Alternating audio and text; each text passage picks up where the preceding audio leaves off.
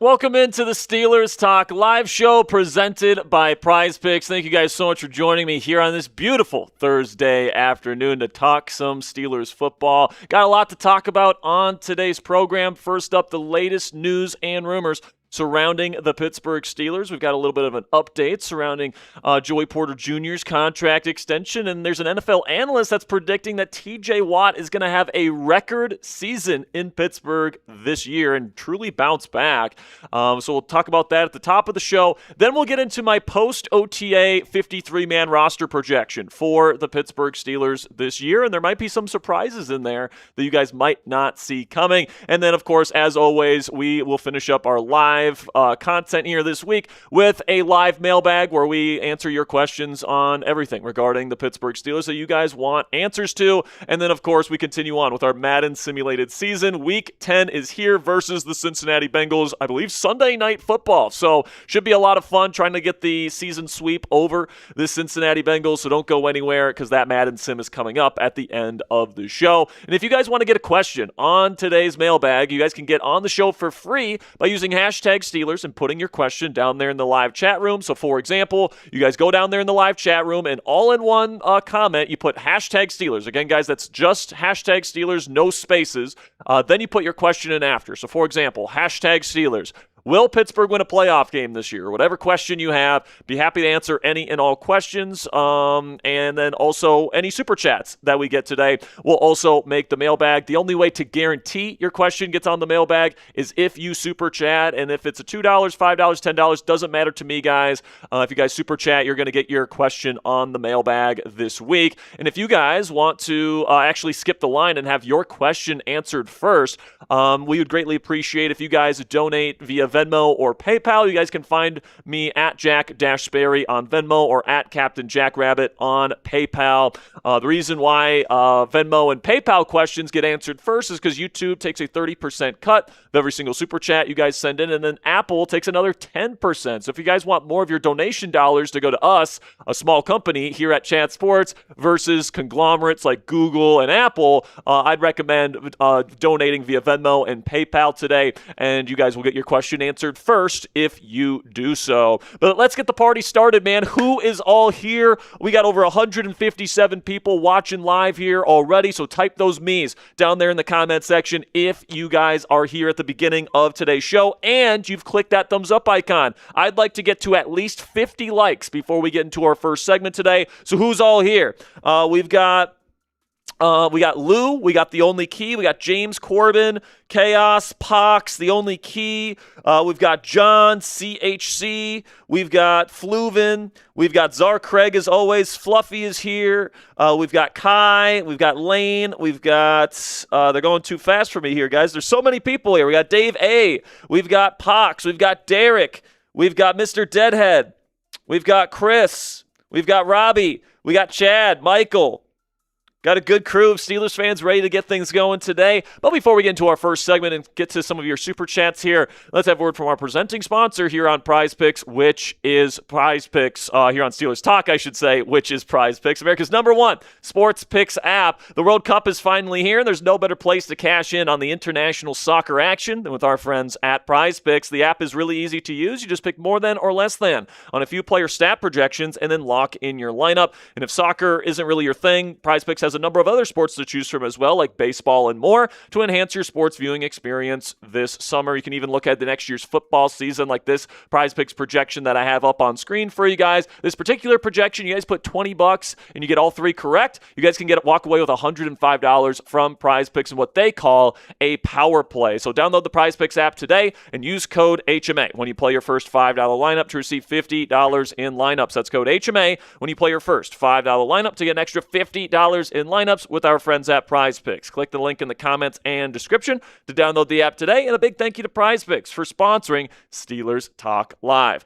All right, so you guys might have seen in the title of today's live show, we have kind of a fun announcement for the channel for you guys today. And we are officially announcing our summer conversation series here on Steelers Talk, where I'm going to be inviting some of my favorite fellow Steelers content creators on the channel here. And we're going to be having having Steelers conversation. So it's not just me talking at you guys all the time. We're going to have some really fun conversations with Steelers content creators that really know ball. And we're going to be talking about a wide variety of different topics. And it's going to start this Saturday, okay? These videos will come out on Saturdays. And our first guest will be Penn Live Steelers beat reporter Nick Farabaugh. And Farabaugh, has done a fantastic job covering the Pittsburgh Steelers here over the last several years for Penn Live. He was formerly with Steelers Now, and he continues to be one of the better and more insightful Steelers beat writers out there. It was awesome to connect with him. I actually had our conversation with him today. We will be putting it out on Saturday. I think you guys are really going to like it. We have about a 25 or 26-minute conversation on a bunch of different topics, so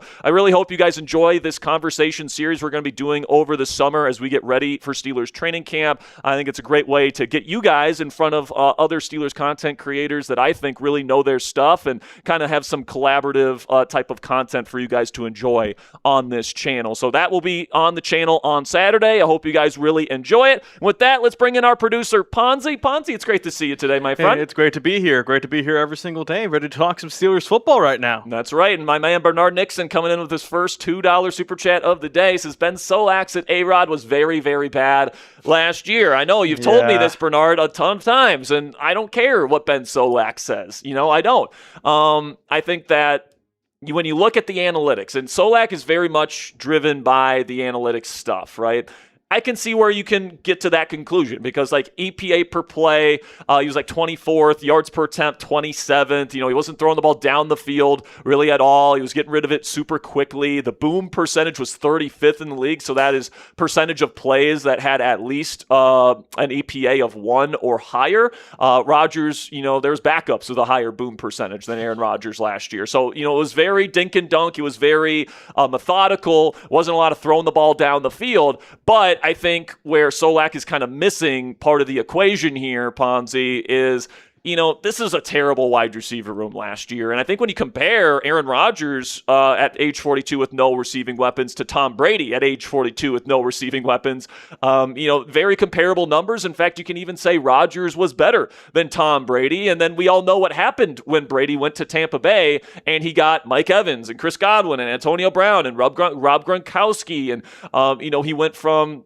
Josh McDaniels there in New England to Bruce Arians in Tampa. And he goes from somebody that was like a middle 20s quarterback in terms of production, kind of similar to where Rodgers was last year, to a top 10 quarterback in the game all of a sudden at age 43, and he wins the Super Bowl. So is it a guarantee that Aaron Rodgers is going to do what Brady did at the same age? Hell no, right? Like, there's only one Tom Brady. But I think that, there's a reason to believe, and I actually talk about this with Nick in our conversation that'll be coming out on Saturday. When you inject better talent around a quarterback, it's going to lead to better things offensively. So I think, Rodgers will play better this year than he did last year. The question is how much better? And we'll see exactly how much more Rodgers decides to throw the ball down the field than he did last year. And I really do think, it's kind of like we talked about this a lot, but it's like the chicken or the egg. Is Rodgers not throwing down the field because he can't or he doesn't want to? Or was it because, he just did not have the weapons? I tend to believe the latter there. Me too. Because, the weapons were like, man, I've seen some bad wide receiver groups in my time watching the NFL. That's got to be a bottom 5 wide receiver group that I've ever seen. It was that bad. It was pretty bad. The thing is that they had to bring in a decaying Adam Thielen, and he was starting. And he was their number 2 best receiver. Like, that is so pathetic. And I'm sorry, Omar Khan, has done a lot of good things. The one thing that he really has struggled with has been wide receiver. And, I think he finally addressed it this season. I think he's, done a lot of good work. And if Rodgers doesn't throw the ball down the field, then we know our problem. Yeah, if Rodgers, there's no more excuses for Rodgers, right? He has the weapons. You can't hide behind the lack of weapons anymore. You're going to have to throw the ball down the field more often this year if you're Aaron Rodgers, because if you don't, and if you just play this, heavy quick game, heavy screen style of offense, defenses are going to be able to pin their ears back and know what you're trying to do, right? And they're not going to be afraid of the downfield passing. And I think that, the Steelers need to do a better job being a more balanced offense, not only in terms of throwing the ball down the field more often to keep defenses honest. I think they need to run the football more. They were a top 10 run offense last year according to the efficiency metrics, but they kept throwing the football for no reason because because Rodgers wanted the ball in his hands, I guess. They got to do a better job playing a more balanced style of offense this year. Aaron Rodgers does have limitations at this point in his career, so if he wants to be a high producer at the position, he's going to have to play game manager, and he's going to have to be able to, kind of take some of those risks down the field. He's got the weapons to do it this year. There's no more excuses for Rodgers. He's got to hold the ball for longer, and he's got to throw the ball down the field more often. We've got a $5 super chat here from Ian. Appreciate you, Ian. And he says, does it worry you it's taking so long to extend JPJ? I feel like this should have already been done. It doesn't worry me, Ian. Joey Porter Jr. is going to be on the Pittsburgh Steelers and play for the Steelers this year, regardless of how this contract situation plays out. I really, really doubt JPJ sits games out this year. At the very worst case scenario, you don't get a deal done and he plays out the final year of his rookie contract, and then you can address it again next offseason, right? But I think that something will get done. I mean, this is kind of the way the Steelers do business, unfortunately, Ponzi, is I do think it was good that they got some of these contracts out of the way earlier in the offseason this year. They got Boswell's deal done. They got Herbig's deal done. They've got Washington's deal done. Apparently, they're trying to get Keanu Benton's deal done now as well. But, I think the Steelers feel pretty confident in their cornerback depth right now, which gives them, in their mind, the leverage to sit there and say, listen, JPJ, this is what we think you're worth. If you disagree and you want to sit out, that's fine. We'll just start Asante Samuel Jr. Now, obviously, as Steelers fans, we want Joey Porter Jr. out there. He's this team's number one corner. He is an awesome man-to-man, lockdown player, especially man-to-man coverage, right? So I'm not trying to say, Asante Samuel Jr. is as good as Joey Porter Jr., but like the Steelers can, sit there in these negotiations and say, you want to sit out games? Fine. We've got, a guy in Dalen Everett that we drafted this year that we really like, Asante Samuel Jr. Jamel Dean's an awesome man-to-man corner as well. So, there's going to be some back and forth here. I think Joey Porter Jr. is holding out for that $30 million, $28 million contract. I don't think he's getting that number from the Steelers representatives at this point. I think that right now the Steelers are probably offering somewhere between 24 to 27 million. And it's just going to come down to, does Joey Porter Jr. want to bet on himself and play this year out? Or does he want to take the money now and run? My guess is I think it'll take us into training camp or maybe just before training camp, but eventually JPJ will sign on the dotted line. And, one of those things, if JPJ isn't getting the number that he really wants, he's one of the few corners that I could really, trust leaving alone and man coverage and leaving him alone on an island. And, for his sake and looking at his point of view, what reason is there not to bet on himself? Like, if he's not getting the number he wants. Injury? I mean, that's true. He doesn't have a good season. He doesn't make as much. Yeah, that's true. But, more so of, I know what I can do. I know what I am. And if people aren't treating me as a top 10 quarterback, I know I am. Well, if the Steelers are offering him $25 million a year, he's still in the top 5 highest paid corners in the game. Course. So, I think where JPJ might be getting into a little bit of the delusion category here is if he's asking for Derek Stingley Jr., Sauce Gardner, Trent McDuffie money. Maybe that is the reason why a deal hasn't been struck. I think Joey Porter Jr. is a very good corner. All right, borderline top 10 guy in the game. I think that kind of corner is worth around $25 to $27 million a season with the current market, especially when you take into account that by the end of his next contract, he's going to be probably not even in the top 10 highest paid corners. Yeah. So, I think that, that in-between kind of space between J.C. Horn at $25 million and then Derek Stingley Jr. at $30, there's a big chasm there that nobody has filled. I think Joey Porter Jr. fits into that kind of category really nicely, and I think that's where this deal is eventually going to end up, somewhere in that $25 to $27 million range. And I really do think that, like you said, the Steelers do have cornerback depth. I just don't think that this team, if he does get into an holdout, which I really don't think it will, I just really don't think that this team could have a top 10 defense without Joey Porter Jr. That's just my take. I really do. Top 10? You think Joey Porter Jr. is the difference between top 10 and not? Yeah. I think they'll still be a top 15. They'll see a top half. But I really do like Joey Porter Jr.'s game. I really do think that he provides an element to this team that, Asante Samuel Jr. cannot. And I don't know, man. I'm really respecting of his game. He plays a game in a very old school type of way, and I just really respect that. And I think if Patrick Graham wants to have this defense humming, he's going to need Joey Porter Jr. out there. Yep, he's pretty good. $2 here from AO, who says, "Yo, Jack, what's up? Hope all is well. Here we go, Steelers. Here we go." Appreciate you, my friend. Thanks for the $2 super chat. I'm doing well, man. I hope you're doing well and ready to talk some Steelers football here today. Do we have any more here, Ponzi? Are we good to go? Sure. Shout out to my mother. Patty Gustafson is watching here on today's show. Hi, Mom. It's great to see you. Hope you enjoy the show. Hope you're ready to talk some Steelers football.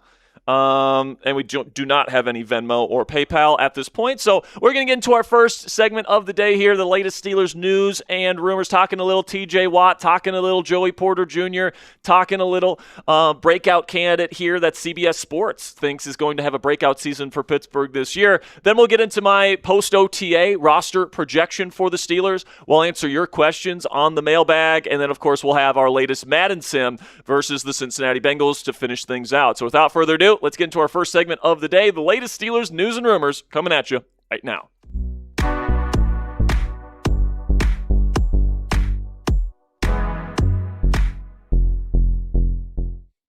Welcome into Steelers Talk by Chat Sports, presented by Prize Picks. I'm your host, Jack Sperry, and on tonight's show, there's an NFL analyst that says that TJ Watt is about to have a record-breaking year with the Pittsburgh Steelers. Going to be breaking down what he had to say at the top of today's show. Then there's a new report that Joey Porter Jr.'s extension isn't going to be happening anytime soon. I'll be breaking down that situation later in the show, and then make sure you guys stick around because CBS Sports predicts Pittsburgh's 2026 breakout player this year, and that pick might surprise you. So make sure you guys stick around for that. But before we get into the content today, we have brand new America 250 merch on our website right now, chatsports.com/USA. Got a bunch of different styles of t-shirts, like our Just Here to Bang t-shirt, as well as the 250 Years t-shirt. We even have a tank top here for you. So if you guys want to pick up yours today, a bunch of different designs and colors for you to choose from. And we're doing a special promotion right now, guys, before next Monday, where if you guys pick up two shirts, you guys get $10 off your order. So go to chatsports.com/USA to pick yours up today to help support our channel and support our company here at Chat Sports.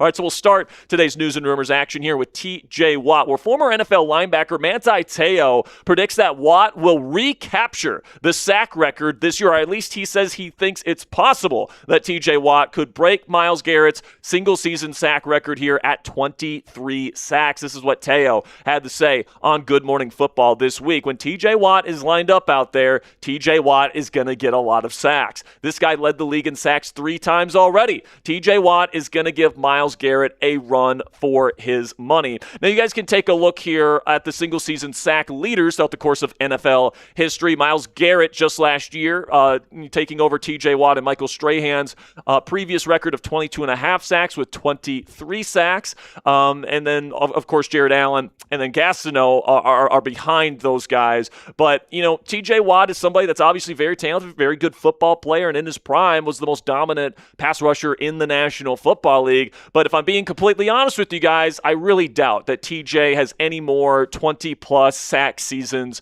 still in him. He has been taking a step back in terms of his athletic prowess. He's still a very good football player, though. I want to make that abundantly clear. I think TJ Watt is still very much a star player in this league. Now, is he necessarily like the most dominant pass rusher in the game anymore? No, that does go to Myles Garrett, okay, if we're just being completely honest here. But TJ is still a very good run defender, still gets after quarterbacks, especially when he does get one-on-one opportunities, which don't happen very often, but when he does, he is still dominant in those scenarios. And then he's also got that versatility to be able to drop back into coverage at times as well, which I think Patrick Graham, the new defensive coordinator here in Pittsburgh, is going to utilize, as I think he's going to get very creative with his blitz looks. And because TJ Watt and Alex Highsmith are pretty good zone droppers from the outside linebacker position, I expect Graham to tap into that skill set this year. So I actually wouldn't be surprised if we see, Watt maybe get an interception or two this year as well in coverage. We have seen TJ being able to do that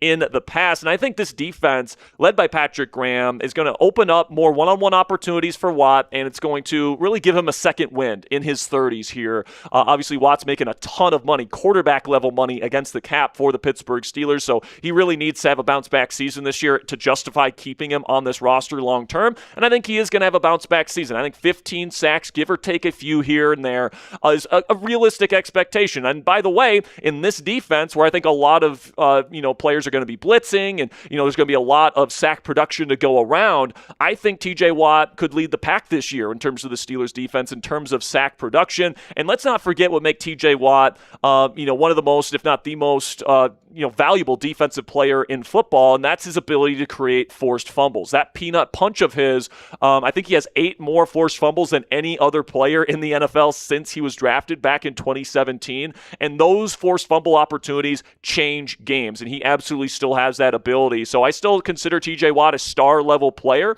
and I think that he's going to have a true bounce-back season this year here in Pittsburgh, even though I think the sack record is probably out of reach for him at this stage in his career. Now let me know down there in the comments section, will T.J. Watt have over or under 14.5 sacks this season? I'm going to take the over on this, guys, but let me know what you guys think. Down there in the comment section, type O for over or U for under. And while you answer this question down there in the comment section, let me tell you about our presenting sponsor here at Steelers Talk, which of course is Prize Picks, America's #1 sports picks app. The World Cup is finally here, and there's no better place to cash in on the international soccer action than with our friends at Prize Picks. The app is really easy to use. You just pick more than or less than on a few player snap projections and then lock in your lineup. And if soccer isn't really your thing, Prize Picks has a number of other sports to choose from, like baseball and more, to enhance your sports viewing experience this summer. You can even look ahead to next year's football season if you want to focus on football. This particular projection you see on screen can get you $105 in winnings from Prize Picks on just a $20 entry fee. If you can get all 3 of these projections correct in what Prize Picks calls a power play, and they got a bunch of stat categories to choose from, guys. Passing yards, receiving touchdowns, interceptions is what's in this projection, but there's a lot more than that to choose from as well. So download the Prize Picks app today to join the fun, and use code HMA when you play your first $5 lineup to receive $50 in lineups. That's code HMA when you play your first $5 lineup to get an extra $50 in lineups with Prize Picks. Click the link in the comments and description to download the app today. And a big thank you to Prize Picks for sponsoring today's edition of Steelers Talk. Now shifting our focus here to another key player on the Steelers defense, Joey Porter Jr., that the team is currently trying to extend. According to the Pittsburgh Post-Gazette's Jerry Dulac, don't hold your breath. This is going to take a while before the Steelers get a deal done with their #1 corner. This is what Dulac had to say about the latest surrounding the Joey Porter Jr. extension talks. He says, I will tell you that JPJ's extension is not happening anytime soon and could drag on. I don't think the Steelers are in any rush to commit $25 or $30 million. And if that's what it takes for Porter, Benton might be an easier deal to get done right now. I think Joey wants probably somewhere in the $25 to $30 million per year range, but if you poll most people in the NFL, I am not sure they even rank Joey Porter Jr. among the top 10 corners, certainly not top 5. So no, I don't think he will be paid as such, but hey, look, stranger things have happened. I don't think he is going to set the market. I don't think that the Steelers feel that way, to be honest. Now, maybe it has changed here in the last week, but they have not had any serious discussions with Joey's guy like they did the other one. Half the battle is, and the Steelers know it, and I have been told this since the beginning, it also depends on guys who want to get a deal done now. I can't speak for Joey or his representatives, but maybe they aren't in a hurry and want to wait a little bit to try and gain some leverage to their advantage. Now, I agree with most of what Jerry says, especially in terms of the timeline here. Like, I'm not expecting to get a notification within the next few weeks or so of a Joey Porter Jr. extension. I think that this is going to get, this is going to drag on a little bit, either right up to or even a little bit through Steelers training camp this year. I think that we could see Joey Porter Jr. maybe hold in for a little bit in terms of the training camp practices, like we've seen some players do in the past. Because I do think he wants to get paid right now because he had a really good season last year, and I think he wants to cash in on that. But you take a look at the highest paid cornerbacks per year on their current contracts, and right now there's a decent chasm between Derek Stingley Jr. and the top 3 guys, McDuffie, Gardner, and Stingley, and then that next rung of J.C. Horn. And I really think that $5 million cushion is a good place to start with the Joey Porter Jr. extension talks in terms of what Joey can expect to be paid. Now, in my opinion, guys, the sweet spot is definitely, in that range. $25 to $30 million a season is what I think Joey Porter Jr. wants and what the Steelers will have to pay if they want to lock him up long-term this year. But I think it'll probably be, in the first half of that, somewhere between $25 to $27 million, I think is what makes sense, given what Joey Porter Jr. has done in his career to this point, how important he is to the Steelers defense, all those different things. I think that $27 million or less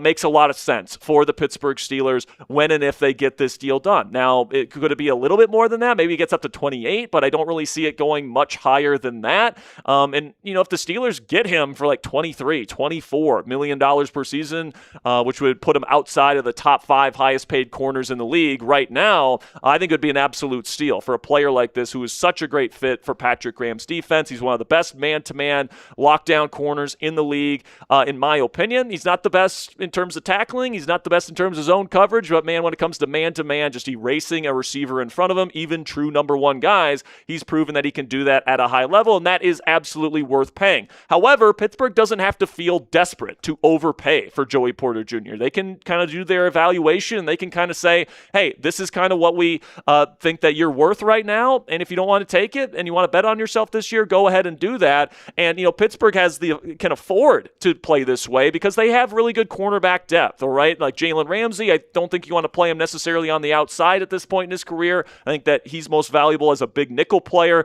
but, he's certainly somebody that's got a ton of experience out there. But then you get Brandon Echols and Asante Samuel Jr., two veterans that have a lot of experience playing on the outside and have played well out there in their careers. And then you get Dalen Everett, who apparently has been showing out in OTAs. So even though I know the Steelers for sure would love to have Joey Porter Jr. out there, they can sit there and say, hey, we got good depth. If you want to sit out games, that's fine by us, and kind of play that leverage battle if they want to. But I don't want anybody out there to worry, okay? Joey Porter Jr. will be a Steeler this season. He's not going to sit out games. That's not what he's going to do, all right? At the very least, they're not going to get an extension deal done, and he's going to play out the final year of his rookie contract, and then they'll address it next offseason. I think that's the worst-case scenario in this particular situation, but I don't want anyone to worry, man. I do think that a deal is going to get done eventually, but even if it doesn't, there's still plenty of time to get a deal done before Porter would eventually hit free agency next March. But predict it for me down there in the comment section. How much will Joey Porter Jr.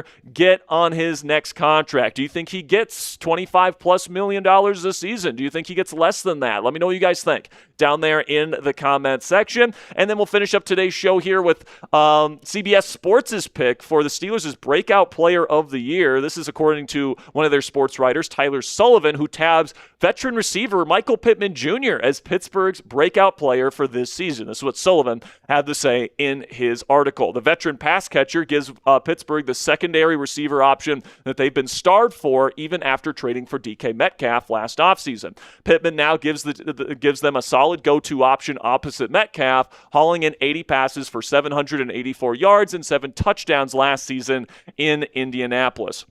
Now, I certainly expect Michael Pittman Jr. to play well this year, and he's right. Adding him to this team is a massive get. I mean, we've been talking about the need for a legitimate wide receiver 2 here in Pittsburgh for it seems like ages, and MPJ definitely fits that bill. However, I wouldn't necessarily characterize him as a breakout. Let's be real here. MPJ has been an established presence in this league for a very long time now. I think the breakout tag, is kind of reserved for players that haven't fully reached their full potential. So for me, guys, if I have to pick my Steelers breakout player of the year, I'm going to go with second-year defensive tackle Derek Harmon, somebody that had a very good rookie season, but I think he's going to take his game to a whole nother level this year, and he's going to fully solidify himself as the Cam Hayward replacement here in Pittsburgh for the long haul, and he's going to have a really, really freaking good season. I really believe in this young man. I think he showed some really good things last year, but now that he gets a full offseason to really ingratiate himself inside a new system.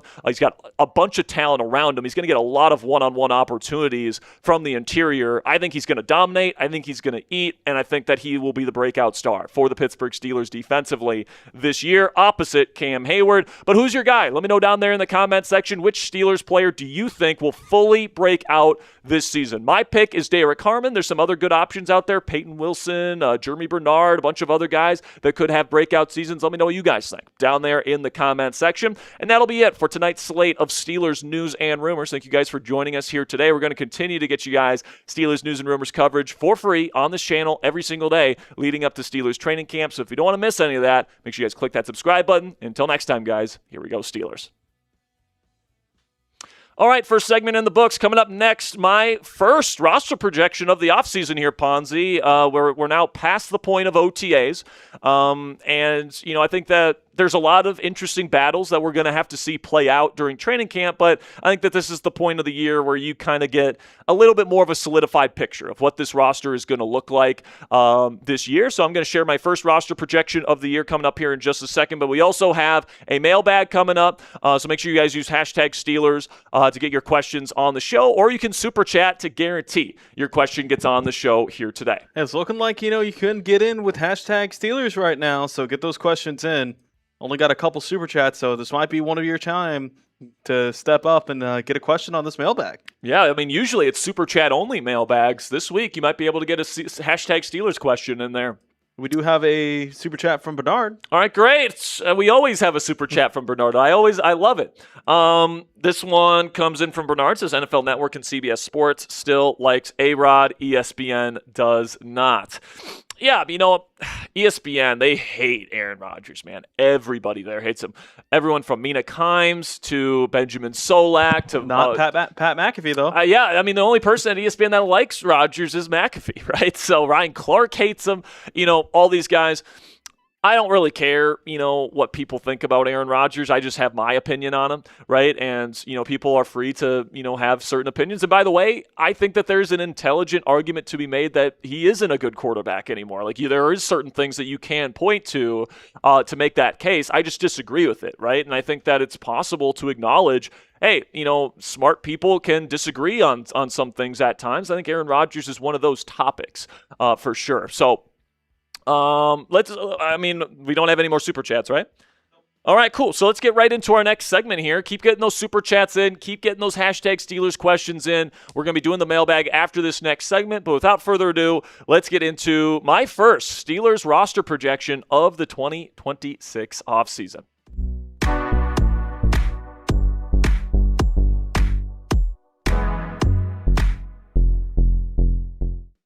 Welcome into Steelers Talk by Chat Sports, presented by Prize Picks. I'm your host, Jack Sperry, and on today's show, I'm going to be revealing my first Steelers 53-man roster projection of the offseason here, now that we're on the other side of Steelers OTAs, and we are now waiting for the beginning of Steelers training camp. But before I get into my first roster projection of the year for the black and gold, make sure you guys click that thumbs up icon if you are pumped for the 2026 season, just like we are here at Steelers Talk. It also helps out the channel. The more people that like the video, the more the YouTube algorithm is going to say, hey, Steelers fans are enjoying this content. We're going to recommend it to other Steelers fans on the platform. So greatly appreciate your guys' support. With that, let's get into the roster projection, starting with the quarterbacks. And yes, I'm going to project at this point that Will Howard will be the QB2 here in Pittsburgh behind Aaron Rodgers, and then Drew Aller will be the redshirt quarterback, the quote-unquote redshirt guy developing as the QB3 on the roster. Now, in my opinion, guys, Pittsburgh, it's going to come down to whether or not they feel comfortable playing Will Howard in regular season games this year. Because,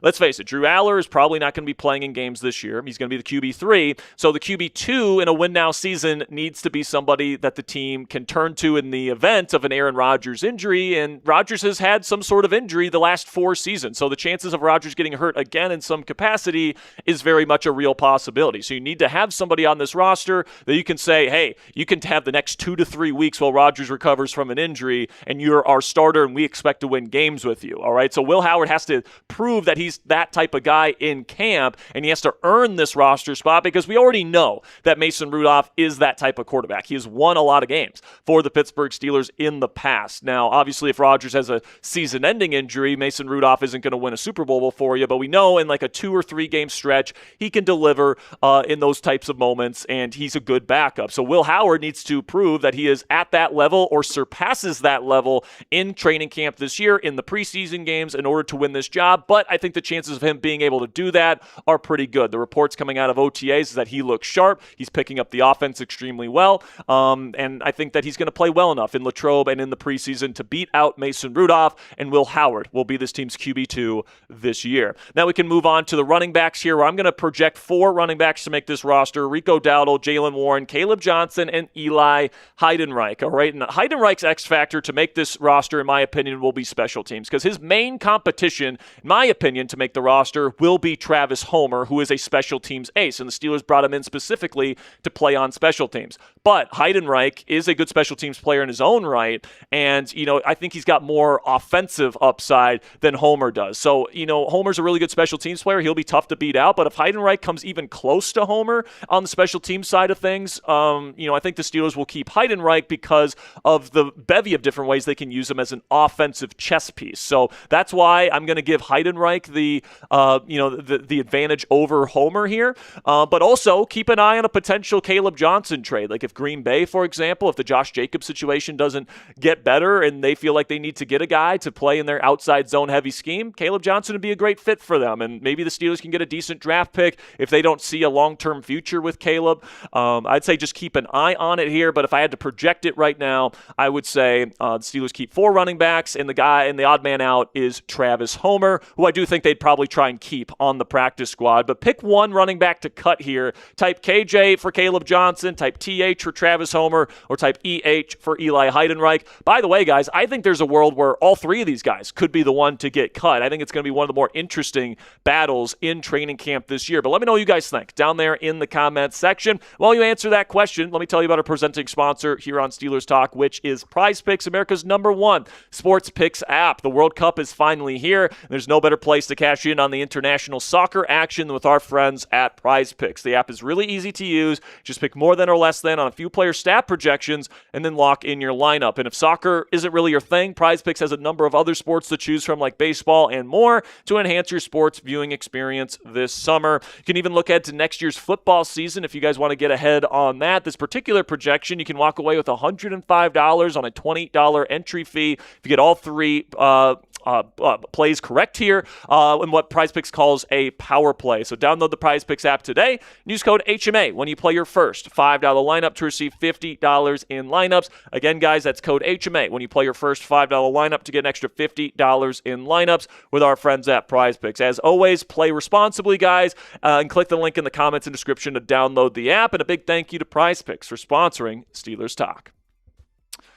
Moving on to the wide receivers, I'm projecting the Steelers will keep 6. DK Metcalf, Michael Pittman Jr., Jeremy Bernard, and Rowan Wilson will be the main guys in the receiving rotation on offense. Ben Skoranek as a special teams ace and blocking wide receiver, and then Caden Weegan makes the team as the kickoff and punt return man. Then we get to the tight ends here. I'm gonna project they carry 3: Pat Freiermuth, Darnell Washington, and then Riley Nowakowski. I think Robert Tonyan and Lake McCree are 2 guys to keep an eye on here if they have a particularly good training camp. But right now, I will project just 3 tight ends for the Steelers heading into the year. Then at offensive tackle, I will project 3 offensive tackles: Troy Fautanu, Max Ahanicher, and Dylan Cook. And you're probably saying at home, Jack, what the heck? What about Broderick Jones? I'm going to say keep an eye on Broderick to be placed on the reserve PUP list here, which would mean that he would have to miss at least the first 4 games of the year. But theoretically, he could come back later in the season if the Steelers need him to.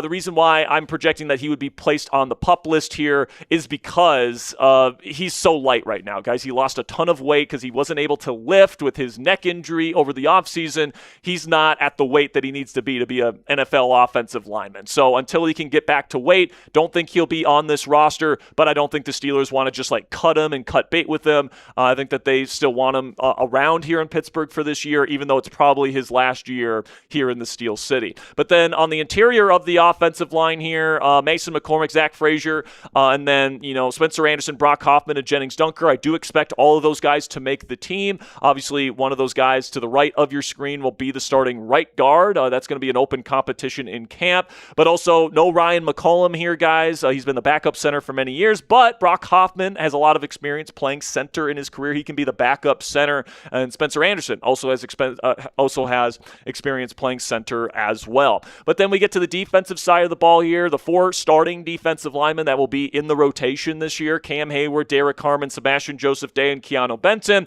And then in terms of the depth, I'm going to have them carry 3 guys for depth, Y.A. Black, Azesi Adamiwu, and then Gabriel Rubio, the 6th-round pick out of Notre Dame. I think Rubio has to fight for a roster spot this year, but I think he'll do good enough to get this spot over Dean Lowry, who's coming off a major injury, and Logan Lee, who was the 6th-round pick of a previous coaching staff. Then we get to the edge rushers here. No surprises here. TJ Watt, Alex Highsmith, Nick Herbig, Jack Sawyer. That is as solid of a 4-group outside linebacker group as anywhere in the National Football League. Then we get to the inside backers here. Patrick Queen and Peyton Wilson, Malik Harrison, Cole Holcomb, and Carson Bruner. No surprises there as well. And then we get to the secondary here. With the cornerbacks, I'm going to project 6 corners, make this team Joey Porter Jr., Jamel Dean, Jalen Ramsey as the big nickel player, Brandon Eccles, Asante Samuel Jr., and Dalen Everett, the rookie out of Georgia. And then I will project 4 safeties as well, including one player that is not currently on the Steelers roster. I think that Darnell Savage is going to suck at Latrobe. I hope I'm wrong on that, but Darnell Savage has played terribly over the last several years, and he's dealt with an injury all offseason. So I'm going to actually project that the Steelers end up bringing in Donovan Wilson to be their third kind of backup safety here. He's played and has been a starter for Mike McCarthy in Dallas. He's got an experience playing for Joe Witt Jr., the new secondaries coach here. So, guys, Darnell Savage just isn't for me.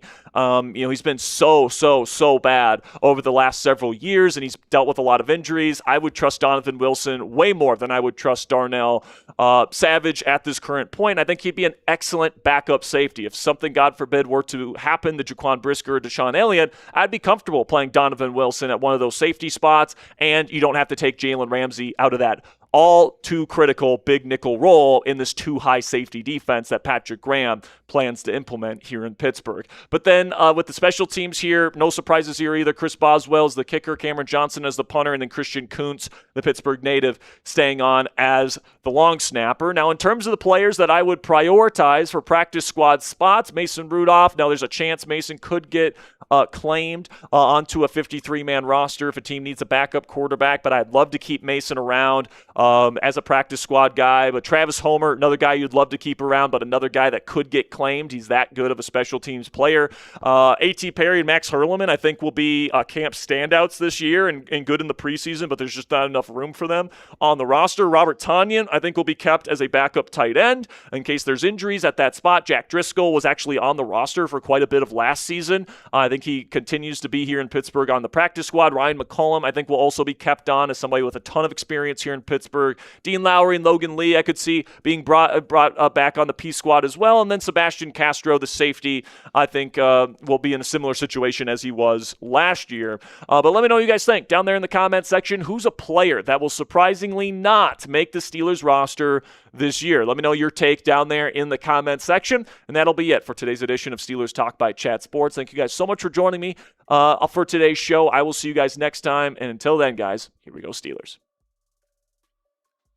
All right, coming up next is the mailbag here. We did get a $8 Venmo from Hunter D. And he says, how will Omar Khan keep a good roster with so many players needing to be paid over the next couple of years? Benton, JPJ now, and then Zach Frazier, Mason McCormick, Peyton Wilson, plus all the one-year deals we have holding positions down. Which vets have to go? Well, Hunter, certainly having... I think part of the equation here is that you're going to have an affordable quarterback of some variety, okay? You're not going to be – I don't think you're going to be making a major investment in Baker Mayfield or one of these free agent or trade kind of quarterbacks coming up. I think it's either going to be Drew Aller, Will Howard, a first-round pick in next year's draft, or it's going to be another affordable veteran. And that obviously gives you the cap space to be able to keep a lot of these players, right? So I think Zach Frazier obviously is going to be a big priority in the near future. Mason McCormick, the Steelers have shown that they're willing to let guards hit the free agency market. They did it with James Daniels last year. They did it with Sayamalo this year. I think, because they got so many good young talents on the offensive line, you can't pay everyone top dollar. I think if one of these guys is going to be the odd man out, I think they let Mason McCormick walk and replace him.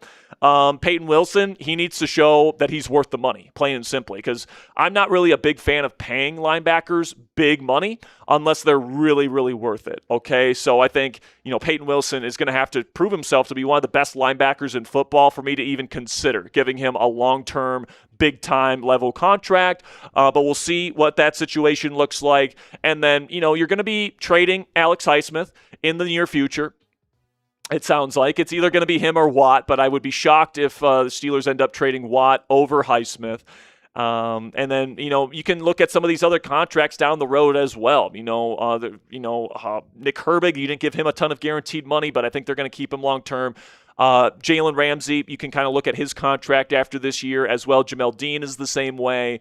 DK Metcalf in a few years. There's avenues to make more cap space if they need it. So I'm not too worried about it right now, Hunter, but certainly a good question. But on your list of players that the Steelers are going to have to pay, Zach Frazier is definitely the guy they got to get done. They got to get Joey Porter Jr.'s deal done too. Those are the two players that I feel like in the near future you just have to get those deals done. Troy Fautanu is another name that you didn't mention as well. I expect him to get paid quite a bit. So, they're going to have to create some cap space. Be interesting to see how they do that, but not paying your quarterback top dollar will certainly help. $5 from Bernard says A-Rod had better stats the last 2 years than C.J. Stroud, but people say Stroud is still top 15 and Rodgers doesn't have it anymore. LOL.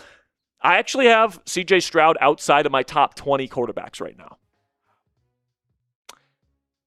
I mean, he's close for me. I have him behind Rodgers. Yeah. I mean, I don't blame you on that. I have Rodgers ahead, too. I got to see my... I just... Listen, man, with a guy like C.J. Stroud, he's so inconsistent with his accuracy, and that's been a trend over the last 2 years. Then when you add on top of that, he sucks playing in cold weather. He's terrible at it. And, when you're playing in the NFL, you have to be able to play in cold weather. There's not many seasons where you play in a dome stadium or a warm weather environment, and, every game you play in a playoff scenario is in warm weather. You know what I'm saying? It just decreases your chances of winning championships because your quarterback sucks playing in the cold weather. So for my reference, I have Rodgers as my 18th best quarterback, and I have Stroud at 20. I think I have Stroud at 21, Rodgers at 20.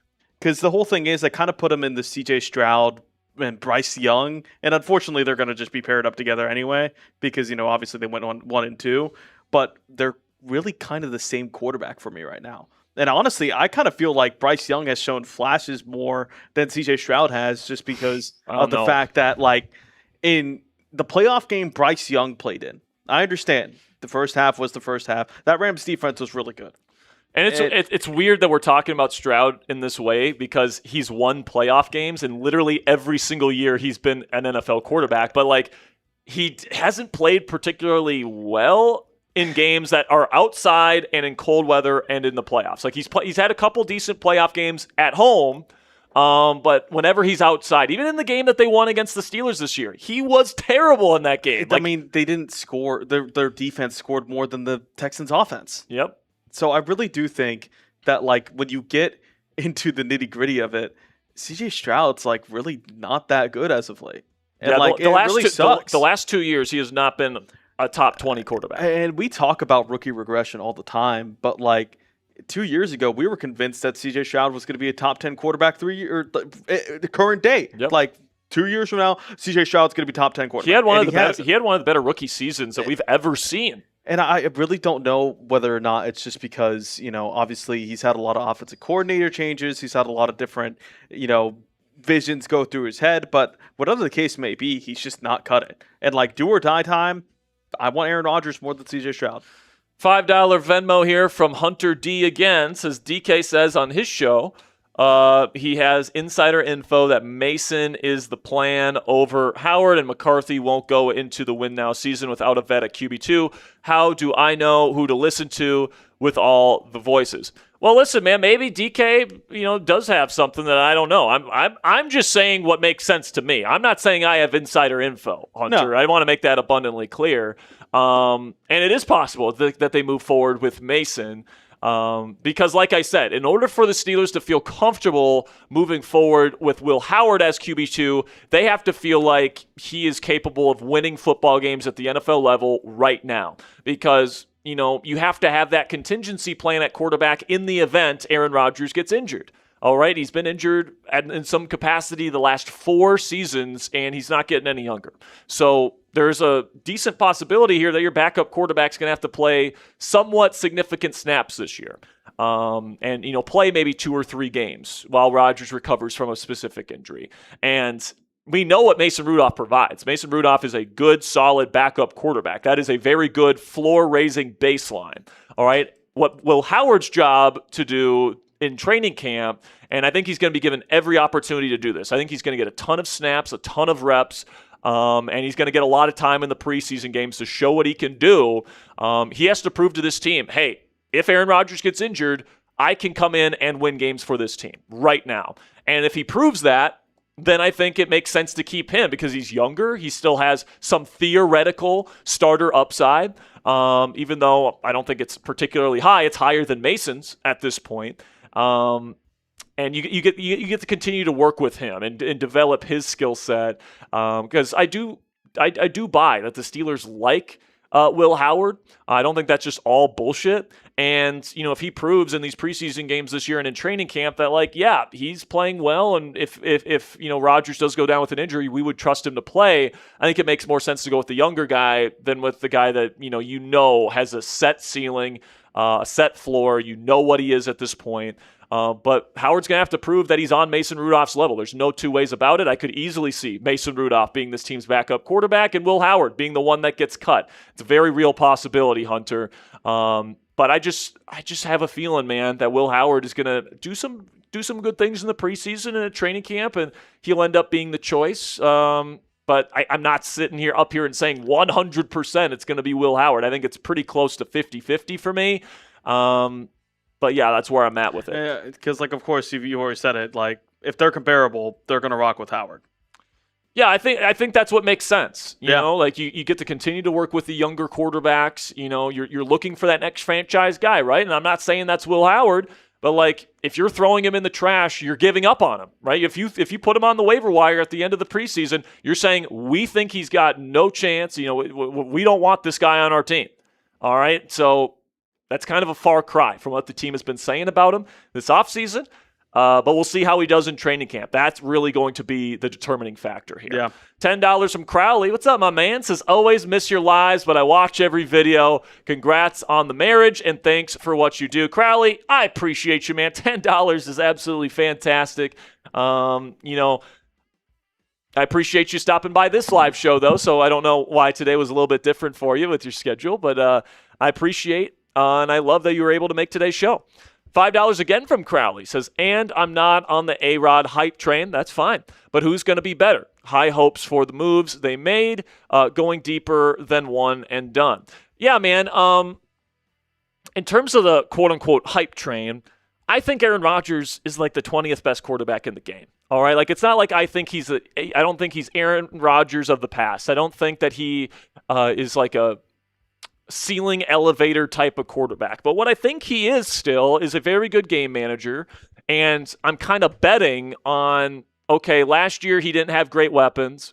The year before that, New York, he didn't have anything but good weapons. And then the year before that, he had the torn Achilles. And then the year before that, he lost Devontae Adams. It was a bunch of rookie receivers, and he was playing on a broken thumb for most of the season. So the last kind of 4 years, it hasn't been great situations for Aaron Rodgers to thrive, and I think this year you at least have the possibility to give him that complete surrounding cast. I'm very excited about this defense. I think that the moves they made to get better in the weapons department have the potential for Rodgers to throw the ball downfield more often and to be more efficient throwing the ball down the field than he was last year. I think the run game can still be pretty good. I think that this is a very well-rounded football team.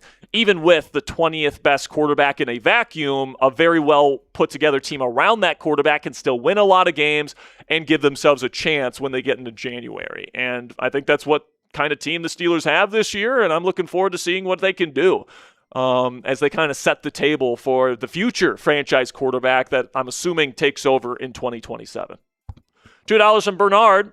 says, Jack, are you a Rodgers fan overall? Yeah, I am. I would say that 100%. I'm willing to. I think I have a pretty. Is it fair to say I have a balanced take on Rodgers? Because I know a lot of people on Steelers Twitter would say that I'm like a Rodgers slurper or whatever. That I'm so pro Rodgers, but like.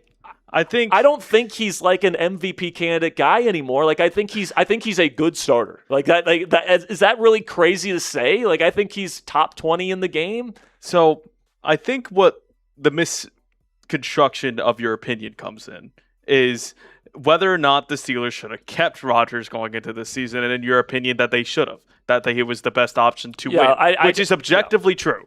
It is objectively true based off the quarterback options this season. If the Steelers wanted to win, Rodgers is their guy. And I think people, misunderstood that for being, he wants Rodgers back because he wants the Steelers to win, a.k.a. he only wants Aaron Rodgers. He doesn't want to get any other quarterback. And I think that's where you're misunderstood. Yeah, I don't know, man. Like, I make certain pro-Rodgers arguments for sure. It's like Rodgers is around, to me, the 20th best quarterback in football right now. The thing about the quarterback market this year is that there were no options that are above Rodgers that were available for the Steelers to go out and get. So if the goal is to try and win now, Rodgers made the most sense because A, he was the best guy available. Then number two, he's familiar with the offense. Number three, he's an excellent mentor to any of the young quarterbacks you bring in. There's just a lot of things to like about having Aaron Rodgers back for this year, which is, by the way, the reason why the Steelers agreed with me. All right. Now I understand that like Rodgers wasn't good enough in the playoff game last year, and people want to move on because he wasn't good enough to win a playoff game last year. And frankly, the offensive performance in general last year in the playoff game was just not good enough at all. Right, because the defense played good enough for you to win that game. And it was just the offense couldn't get anything going. So people want to take a look at that game and say it's all on Rodgers because that's how fans think. They say offense played bad, therefore it's all on the quarterback. And it's like I'm just trying to provide some perspective here that Rodgers was not the only issue with the Pittsburgh Steelers offense last year. I don't even think he was the biggest issue. I think the biggest issue was you didn't have a good receiver room. And it's hard to move the ball down the field consistently. I don't care who your quarterback is if they don't have a good receiver room. And like one of those things is that like if you're looking at the options, the only other option that I could have been with in terms of a win now season Malik Willis. Well, other than that, is Kyler Murray. And I don't think he was going to go to any other team than Minnesota. Yeah, I think if you're talking about pure better and more proven, I would say Kyler Murray is a lot more proven than Malik Willis. I think Willis' skill set plays better in the AFC North. But if you're really serious about winning, those are the only options you really could have thought of. And even then, I would have been more mad about Kyler Murray just because I don't think he could play in the AFC North. Yeah, fair enough there. Malik Willis is kind of was the other quarterback that I was like, okay, I can get behind this guy because he actually ended up being relatively cheap. I mean, the Steelers are paying Rodgers about the same as the Dolphins are paying Malik Willis per year.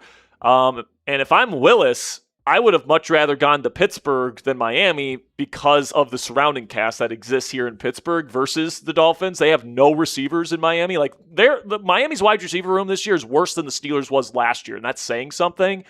So I think he's kind of in a position to fail there in Miami. But the thing is, the Steelers didn't even pursue Malik Willis. They were locked in on Aaron Rodgers, I think because of the playoff experience, because of the established nature that he has inside of the Steelers locker room, the skill set he still does possess, and then also his familiarity with McCarthy's offense and the mentorship that he can provide, right? So I don't think the Steelers felt that they didn't feel confident that Malik Willis was definitely a franchise-level quarterback because his what's the word I'm looking for here? His body of work in Green Bay. His tape. It's just not a lot, right? It's not a very large body of work. It's not a whole lot of proof. He has a couple of games where he played very well.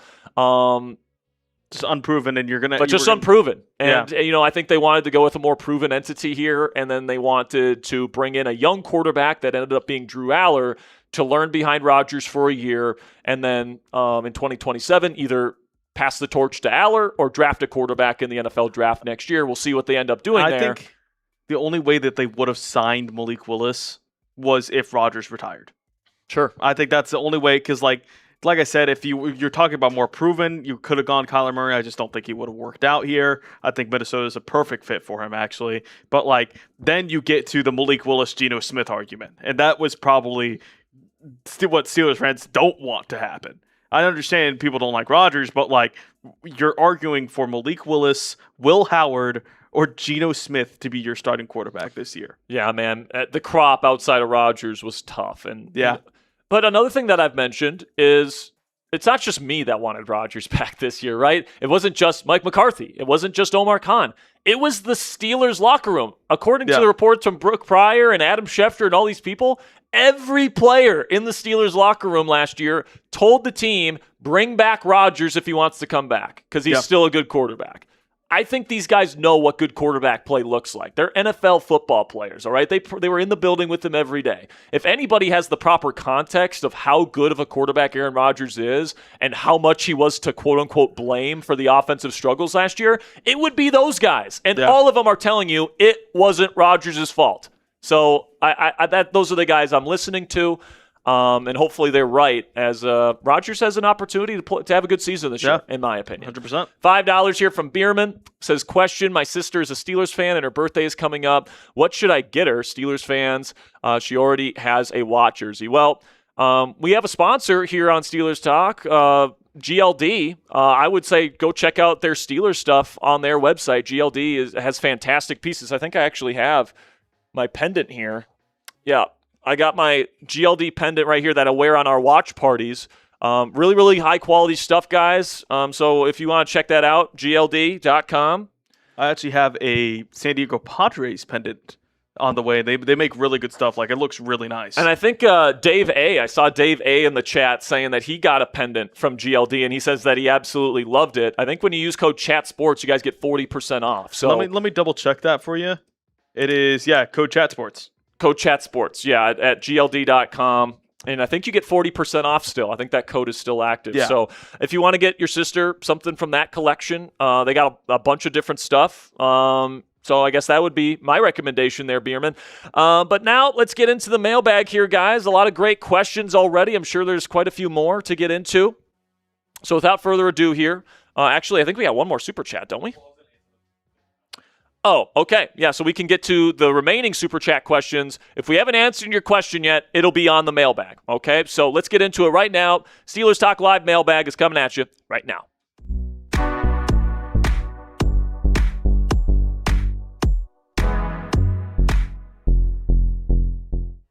Welcome into Steelers Talk by Chat Sports, presented by Prize Picks. I'm your host, Jack Sperry, and today it's my favorite segment of the week. It is the Steelers Talk Mailbag, where I am answering your questions on the black and gold here as we continue on in the 2026 NFL offseason. Now, before we get into the content here, make sure you guys click that subscribe button if you haven't already. Join the most interactive Steelers fan community anywhere here on YouTube. There's a reason why we are approaching 120,000 subscribers here on Steelers Talk, and we are currently the largest individually run Steelers news program anywhere on the YouTube platform, is because we give you guys opportunities to have your voice heard in our community polls that we put out every single day. We put out at least one, but most of the time 2 videos a day on this channel for free.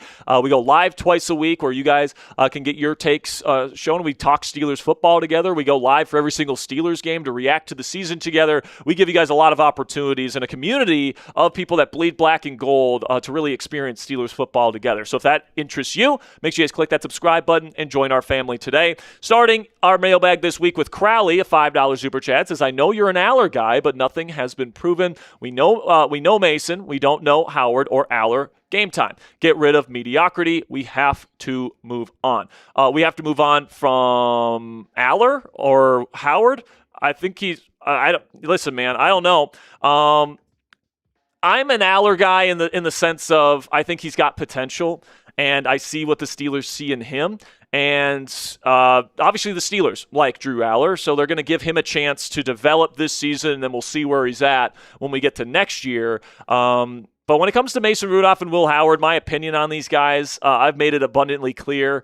I think that we know what we have in Mason, like you point out here, Crowley, and he provides a very nice baseline for a backup quarterback, all right? But I think that the Steelers also like Will Howard a little bit too, and if Howard can prove that he is around the same range of player as Mason Rudolph is right now, and he's showing improvement, and he's much younger, and he's got a little bit more, future upside than Mason, I could see the Steelers keeping Will Howard over Mason Rudolph if they feel like he can be a solid QB2 right now.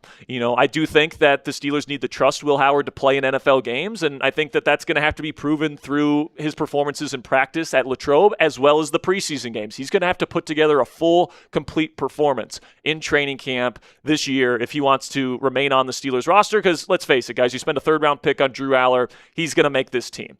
All right, so Will Howard is really fighting for his job and his spot on the Steelers roster. He's going to get a ton of opportunities to show what he can do in training camp practices and in the preseason. It's going to really come down to how Howard plays in those situations, and if he plays well, I think there's a decent chance he could be this team's QB2. If not, and the Steelers don't trust Howard to be this team's QB2 this year, they're just going to stick with Mason Rudolph, the devil that they know, so to speak. Then we get to Gray Marrow here with a 2, says, do you think DK can get over 1,100 yards plus this season? I think it's within the realm of possibility because he got, 850 last year, around that range. And he missed 2 games, right, with his suspension. So he was already on track to get about 1,000 yards on the season. And this year, I think he's going to get even more than that because last year you have Calvin Austin III, Adam Thielen, a bunch of guys that defenses really didn't respect, all right? And because of that, DK got a bunch of attention, a lot of double teams, a lot of brackets, a lot of extra attention, and that kind of limited his opportunities. But this year, you bring in Michael Pittman Jr., you bring in Jeremy Bernard, I think Roman Wilson converting over to the slot where he played on the outside in his previous 2 seasons. I think he's going to be more comfortable there. I think, there's going to be more legitimate receiving weapons to turn to and for defenses to kind of worry about than last year, which is going to open up DK Metcalf even more. So I think there's a really good possibility, Gray Marrow, that he could get over 1,100 yards in the season this year. And, he has another year in the bank with Aaron Rodgers. So I think DK Metcalf's going to have a true bounce back season this year. Definitely over 1,000 yards, definitely could get 1,100 as well. So fill in the blank for me down there in the comments section. The Steelers will have a top blank offense in the NFL this season. Do you think they could get up to top 15, top 10, even top 5? Do you think they're going to stink? Let me know what you guys think down there in the comment section. And while you answer that question, down there in the comments, I want to tell you about our presenting sponsor here on Steelers Talk, which is Prize Picks, America's #1 sports picks app. The World Cup is finally here, and there's no better place to cash in on the international soccer action than with our friends at Prize Picks. The app is really easy to use. You just pick more than or less than on a few player stat projections and then lock in your lineup. And if soccer isn't really your thing, Prize Picks has a number of other sports to choose from, like baseball and more, to enhance your sports viewing experience this summer. You can even look ahead to next year's football season if that's what you want to do. They got a bunch of different stat projections. In this particular one, I have passing yards, receiving touchdowns, and interceptions, but they got a bunch of other stuff to choose from as well. And if you guys can get all 3 of these projections correct in this particular lineup, you guys can put in a $20 entry fee and come away with $105 in winnings from our friends at Prize Picks. So download the Prize Picks app today. Use code HMA when you play your first $5 lineup to receive $50 in additional lineups. That's code HMA when you play your first $5 lineup to get an extra $50 in lineups with Prize Picks. As always, guys, play responsibly. Click the link in the comments and description to download the app today. And a big thank you to Prize Picks for sponsoring Steelers Talk. $2 here from Bernard says, Jack, are you a Rodgers fan overall? I would say that I am. I think that, he's an all-time great quarterback. You could definitely make an argument, Mount Rushmore in the history of the National Football League. And, I'm not somebody that still thinks he's like MVP caliber or anything like that. I think he's probably around the 20th best quarterback in the game, give or take a few spots. But I still think there's still a lot of things that he does at an extremely high level. I still think he's a high-end mental processor. I still think he's got high-end arm talent. And those 2 things, inside an infrastructure with good play calling, good weapons that can get open for him, a solid run game, can still be a very productive quarterback in the National Football League. Now, Rodgers is isn't the playmaker he once was because he's not the athlete that he once was, right? So he's really reliant on in-structure playmaking at this stage in his career. But, with his arm talent and football IQ, like I said, if you put the right pieces around him, he's still capable of putting up pretty decent production. So even though in a vacuum, I would probably say he's around the 20th best quarterback in the game, somewhere around there, that's still a good quarterback in the NFL. And I think the Steelers have put enough help around him here to be a top 15, even borderline top 10 level producer at the position this year. So I'm excited to see what he can do. And yeah, I would say I'm more pro Rodgers than anti Rodgers. $5 from Ian Graves says, does it worry you it's taking so long to extend Joey Porter Jr.? I feel like this should have been already done. Listen, man, I'm not too worried about it, if I'm being completely honest with you. I think even if push comes to shove and a deal doesn't get done, I think Joey Porter Jr. isn't going to miss games. I think that he will play this year. And worst comes to worst, you're negotiating with him before he hits free agency next March. All right. Like, remember, Steelers do not give out extensions during the season, but once the season's over, they have a decent grace period there before free agency begins where they can get a deal done with Joey Porter Jr. Right. So it doesn't have to get done this year, but you would love to get it done this year before the start of the season. I think what makes sense for Joey Porter Jr. is somewhere between $25 and $27 million a season.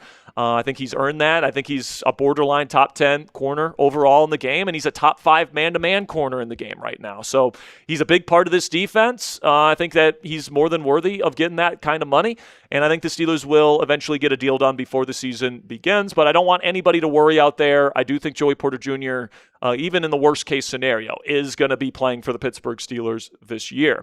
But before we get into the rest of the questions here on the show, make sure you guys click that thumbs up icon if you are a real one. The real ones know. Clicking that thumbs up icon whenever you watch one of our videos, it's the best way to help support the channel. It's a free way to do so, and it tells the YouTube algorithm to push this video out to new Steelers people and fans here on the YouTube platform. So if you guys want to help us grow, get new eyeballs on the channel, click that thumbs up icon to let them know that you're enjoying our channel. Then we got one from D. Salance. I hope I'm saying that right, my friend. Says, which Steelers player has the most to prove in the upcoming season? That's a good freaking question, man. I think Aaron Rodgers still has quite a bit to prove. I think specifically what he has to prove is he's still a good starting NFL quarterback. We'll see if he's able to do that. But Caleb Johnson, man, has a ton to prove, specifically in training camp. Will Howard has a ton to prove during training camp this year. I think TJ Watt has to prove that he's worth the money that he's getting paid by the Pittsburgh Steelers. Frankly, he wasn't worth the amount that they were giving him last year. Hopefully he can bounce back this year. Mike McCarthy has a lot to prove as a head coach. Does he still have it as an offensive play caller? Patrick Graham has a lot to prove as a defensive play caller. There's a lot of players that have a ton to prove this year, and there's a lot of question marks surrounding this Pittsburgh Steelers team. So it's hard to pick just one player or one coach, D. Salance. But I think, honestly, TJ Watt has a ton to prove because he's getting a huge cap hit year in and year out. Like, they're paying him quarterback level money. So you have to put up a big time production to justify that kind of deal. If he has another season where he's not up to snuff, I mean, we might have to have some conversations regarding TJ Watt as early as next offseason. Kevin Reed says, do you think we have everyone on the roster, or do you think they'll add through trade before the season starts? I think for the most part, they're probably pretty set. Now, they might add a piece here or there. I don't think it'll be a trade. I think if they add anybody, it'll be via free agency, like vet minimum type deals. Maybe they bring back Landon Roberts. Maybe they bring back James Daniels. Both of those guys are still available. Jamal Adams played in Patrick Graham's defense in Las Vegas last year as their big nickel. He played very well in that role. He could be an excellent backup to Jalen Ramsey. If you want to bring in that kind of player, Donovan Wilson, somebody that was a starting safety for Mike McCarthy in Dallas, he's still available. I would be fine picking him up as well. There's some areas where you can improve this team, Kevin, at this point, but most of them are like vet minimum type deals in free agency. I don't think we're going to get that Jalen Ramsey, Jonnu Smith, Minkah Fitzpatrick splash trade in the middle of the summer like we had last year. This one coming in from Steelers Season Prods says, would you consider this year's team a deep playoff caliber team, possibly Super Bowl? Here's what I'll say, Steelers Season Prods. I think it's within the realm of possibility. All right, but there's a lot of things that need to go right, all right? Like I just mentioned earlier in the show, I think Aaron Rodgers is somewhere in a vacuum the 20th best quarterback or so in the league. To win a Super Bowl with a quarterback that's not ranking in like the top 15 or the top half of the league in overall impact and talent, you're going to have a really good run game, really good weapons around that quarterback, a really good play caller, and I would say this is maybe the most important piece to the puzzle, an elite defense. All right, this defense, with as much money as they're making and how much talent that they have on this group, like there's no excuses. This group, to be a Super Bowl caliber team, needs to be a top 3 defense. They might have to be the best defense in the game for this team to have a legitimate chance to beat the best teams in the league, man. And, you know, the best quarterbacks in the league, right? Lamar Jackson, Joe Burrow, Patrick Mahomes, Drake May is in this conference, right? Like there's so many good quarterbacks in the AFC. If you want to have a legitimate chance with Aaron Rodgers as your quarterback to go on a deep run in January, you got to have a special defense. So right now, I would consider the Pittsburgh Steelers as a Super Bowl hopeful. I don't consider them a true Super Bowl contender at this point. I think there's a window of opportunity here that the Steelers could get to that level, but they have to hit a lot of green lights along the way here, right? They're going to have an elite defense. They're going to have a receiving core that stays healthy, and, you know, a couple of these younger receivers really step up, right? You know, Aaron Rodgers is going to have to throw the ball downfield more often. They're going to have to run the ball more than they did last year. You know, Patrick Graham needs to know what he's doing. Like, there's a lot of different things that need to go right for this team to be that Super Bowl caliber team. Steelers prods, but I do think that opportunity exists for them, and if everything goes right this season, they could be in that conversation by the time we get to January. But what say you guys? Does Pittsburgh have a chance at a title this season, even just a 1% chance? If you think they have a 1% chance or higher, give me a yes, or if you think the chances of them winning a Super Bowl this year is dead zero, type no for me down there in the comment section. For me, I'm in the yes category here, but let me know what you guys think down there in the comment section. And that'll be it for today's edition of Steelers Talk by Chat Sports. Thank you guys so much for all the questions this week. We do these mailbags every single week on our second live show that we do every single week right here on Steelers Talk. So if you guys want to join us for our live shows and get a question in, be happy to answer it in a future mailbag. But make sure you guys click that subscribe button, turn on those notifications so you always know when we put out new content. Until next time, guys, here we go, Steelers. All right. Coming up next, Week 10 Madden Sim, Sunday Night Football in Cincinnati versus the Pussycats from Cincinnati. The Steelers beat Cincy at home in their first game played in this Madden simulated season, trying to get a second divisional sweep. Last week, on Tuesday, I should say, the Steelers were able to secure the season sweep over Cleveland with a 17-13 win. You guys can see here that the Steelers currently have a record of 6-2. They led the 2 losses coming against Atlanta and Indianapolis. Coming off the bye week, now playing Cincinnati on the road on Sunday Night Football.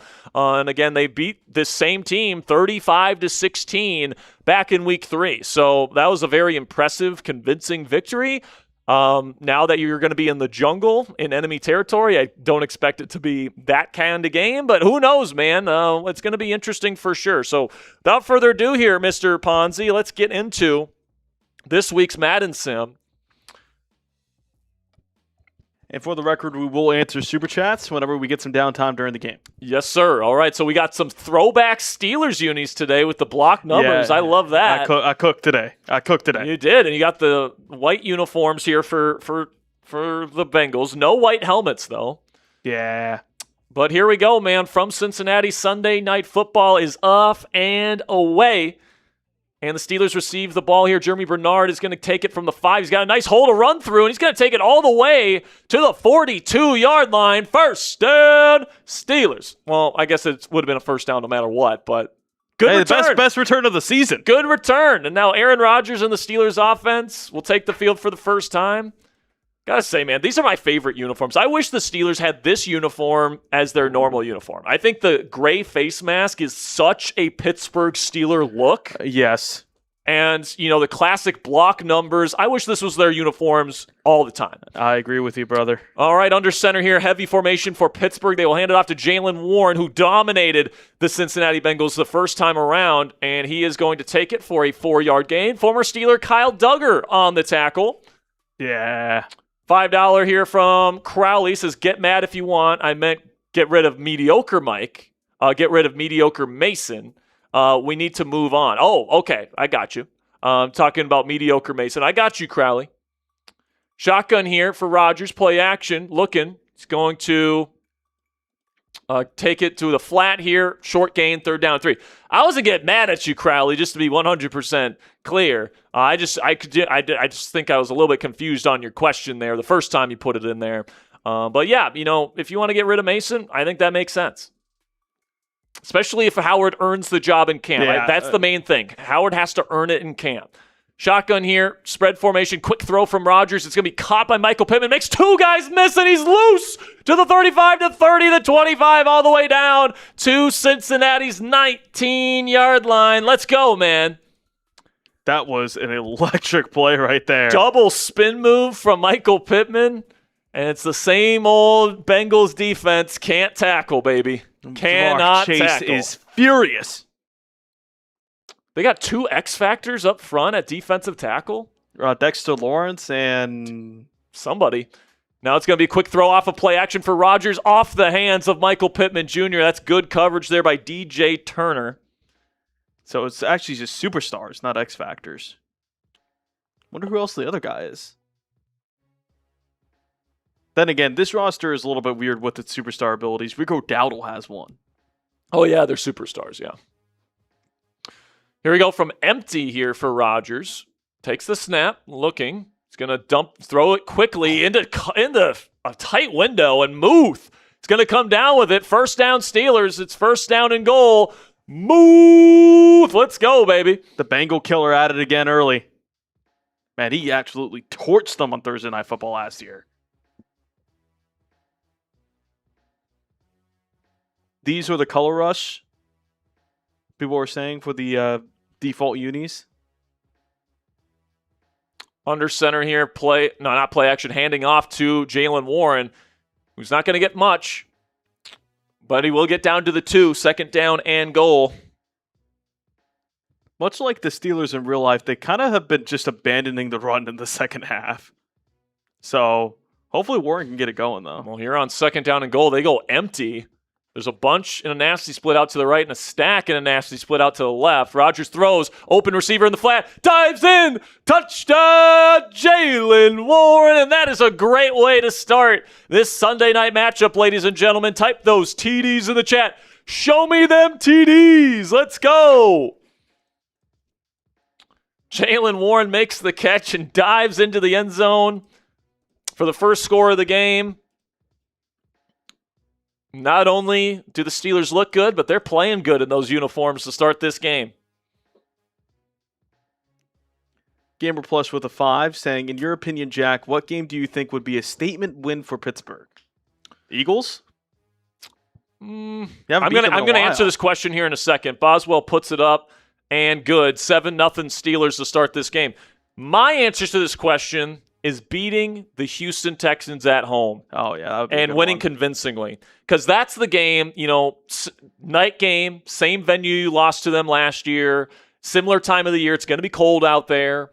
I think that's going to be a great comparison point from last year's team to this year's team. And I think that the improvements specifically to the Steelers' weapons will show in that game. And, I think a lot of people that are saying, oh, the Steelers' offense, they have the same quarterback. They're going to be just as, limited as they were last year. I think that game is going to be like, hold on, wait a minute. This is a different team this year. So I think that's the statement game that I want them to make this year. Kicks away, fielded from the 5, and what a tackle there, bringing them down at the 28-yard line. Gamer Plush with a 5. That was the one I just asked. That's the one we just did. My bad. John says, how many receiving yards do you think Michael Pittman Jr. will get this year? I think he'd be around 800, maybe 850. Could get up to 900 if it's a really good season. Obviously you would love for him to get to 1,000, but I think DK is going to be the main guy in this offense this year. I do think they're going to spread it around to the running backs a bit as well, and I do think they'll run it quite a bit. So I think 800, 850 yards would be a good season for Michael Pittman Jr. Handoff here on 1st down for Cincinnati, and he will get about 2 yards.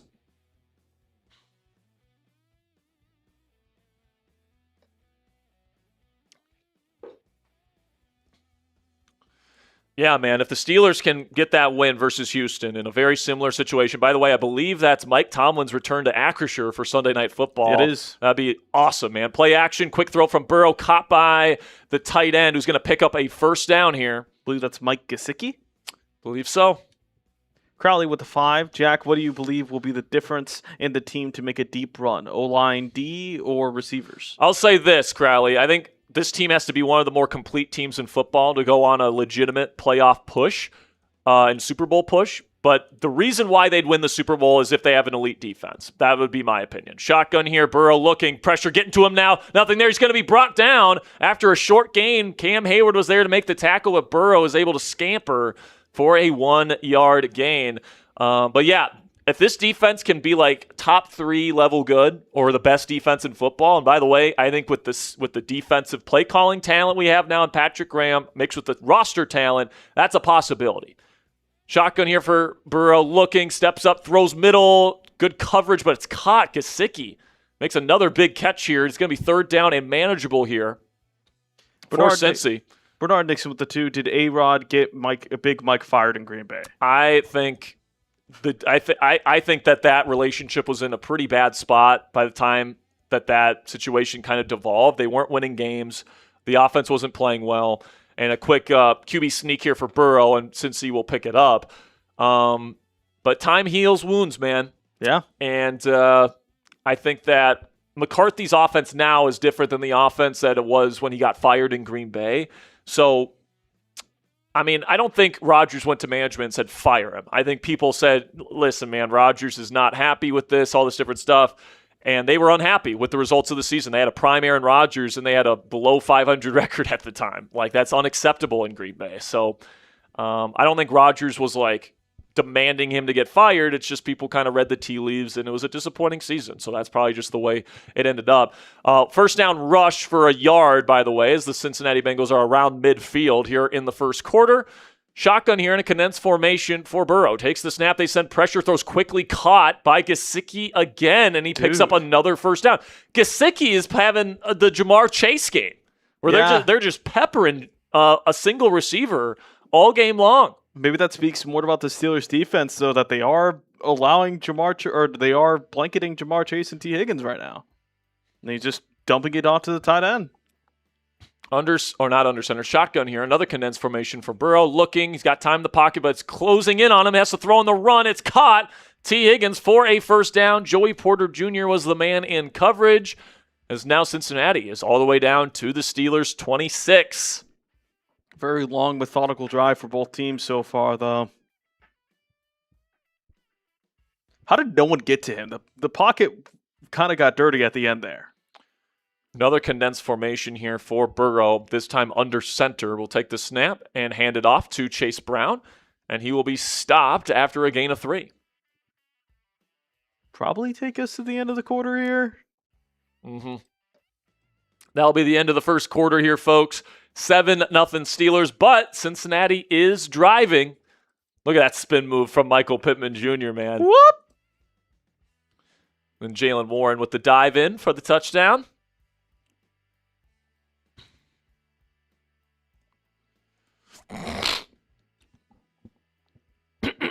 Shotgun here for Burrow. Takes the snap. Pressure from Pittsburgh. He's going to throw it quickly to Higgins, and he will pick up another Bengals first down.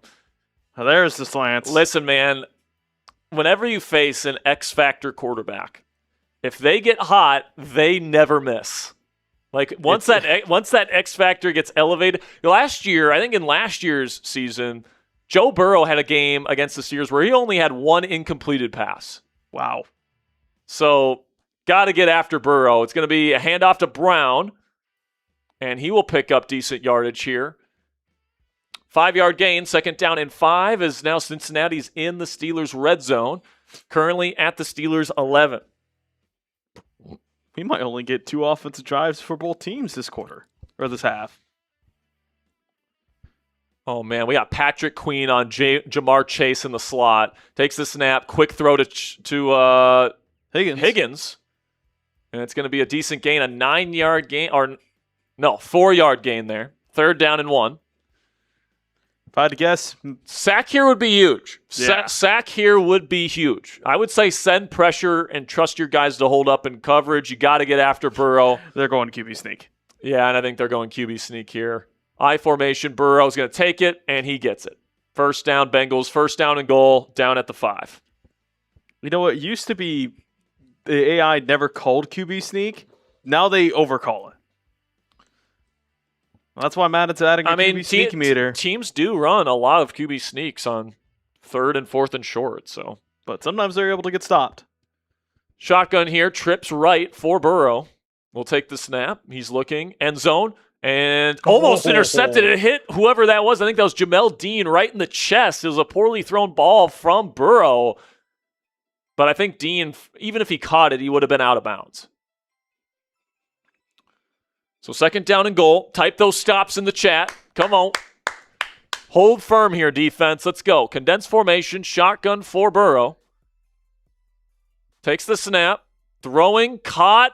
Fumble. Oh, no. They're going to call it incomplete. Peyton Wilson with a nice tackle or a nice breakup there from Mike Gesicki. And 3rd down and goal from the 5. Here we go. A chance to get off the field and force Cincinnati to settle for a field goal here. Shotgun trips right for Burrow. 2 high safeties here for Pittsburgh. Burrow takes the snap, looking, nothing there. Now has to scramble, and he's going to get hit, and it's incomplete. Good job by Alex Highsmith to lay the hit on Burrow, and it'll be 4th down and goal. Decision time for Cincinnati. I think in real life they probably go for this, but it's Madden. I'd probably just take the field goal anyway. It's early in the game. They will send McPherson out there. I would be aggressive. Kick is up and good, especially if I had a quarterback as good as Joe Burrow. That's true. And receivers as good as they have. I would trust my offense. Especially playing a team that just scored a touchdown on us on our first drive on defense, and they scored 35 on us in the previous game. I don't know if field goals is going to get it done for Cincinnati, but I won't get in their way, guys. I'm not going to get in Cincinnati's way. Steelers hold on to the lead. This TJ Watt is back there to return for some reason. At first it was Alex Highsmith, now it's Watt. Yep. Kicks away. By the way, those guys aren't actually returning. This is Jeremy Bernard fielding it from the 6, and he can't even get to the 25. Good return than a bad return. Yep. First return was amazing, getting past the 40, and now Aaron Rodgers pumped up from that first touchdown drive, ready to get things going. I mean, but there's something about this Cincinnati defense, man, that Rodgers just destroys. 35 points against this Bengals defense the first game back at Acrisure. And then, of course, this previous season, he had a couple of pretty darn good games against the Bengals. Under center here. 2 receivers set, a wing formation out to the left. They're going to go play action. Rodgers has time, throws, wide open. Metcalf on a crosser. It's caught. Tries to juke his man. That won't be successful, but he will get all the way down into Bengal territory at around midfield. First down, Steelers. Let's go, man. Michael's asking, why is Dunker's hair a different color? I cannot get Ginger to work in this game. I don't think they have Ginger. No. Well, even then, it will go invisible. Empty formation. Rodgers' QB draw somehow hangs onto the football, but loses 3 yards. What the fuck, man? Look at Rodgers. Pick yourself up. Pick yourself up there, man.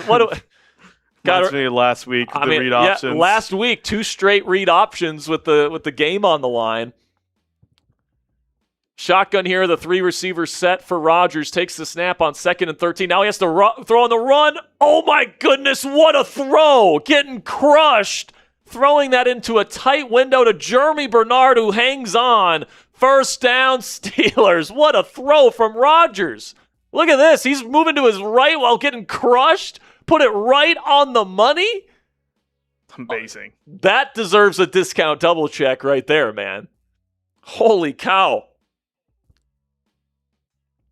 Shotgun here, 3 receivers set. Bengals threatening pressure. They only send 4. Quick throw. Wow. Somehow brought down by Michael Pittman Jr. Tight coverage there.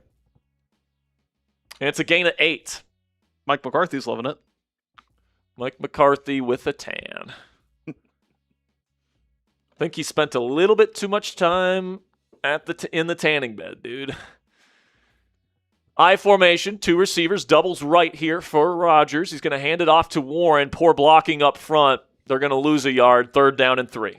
If anything, just chew this clock more and leave Bengals with little time. Yeah. You want a touchdown, though.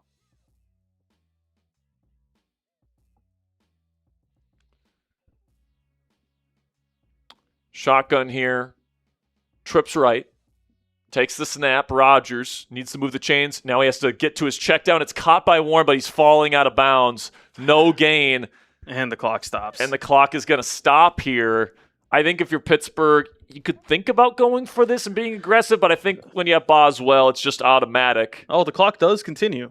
Oh, I guess they said that he was in bounds for some reason. So I would say bring this down to the 2-minute warning, but I think they're going to kick this before, and they do. Oh! Now there's a flag. The kick is good.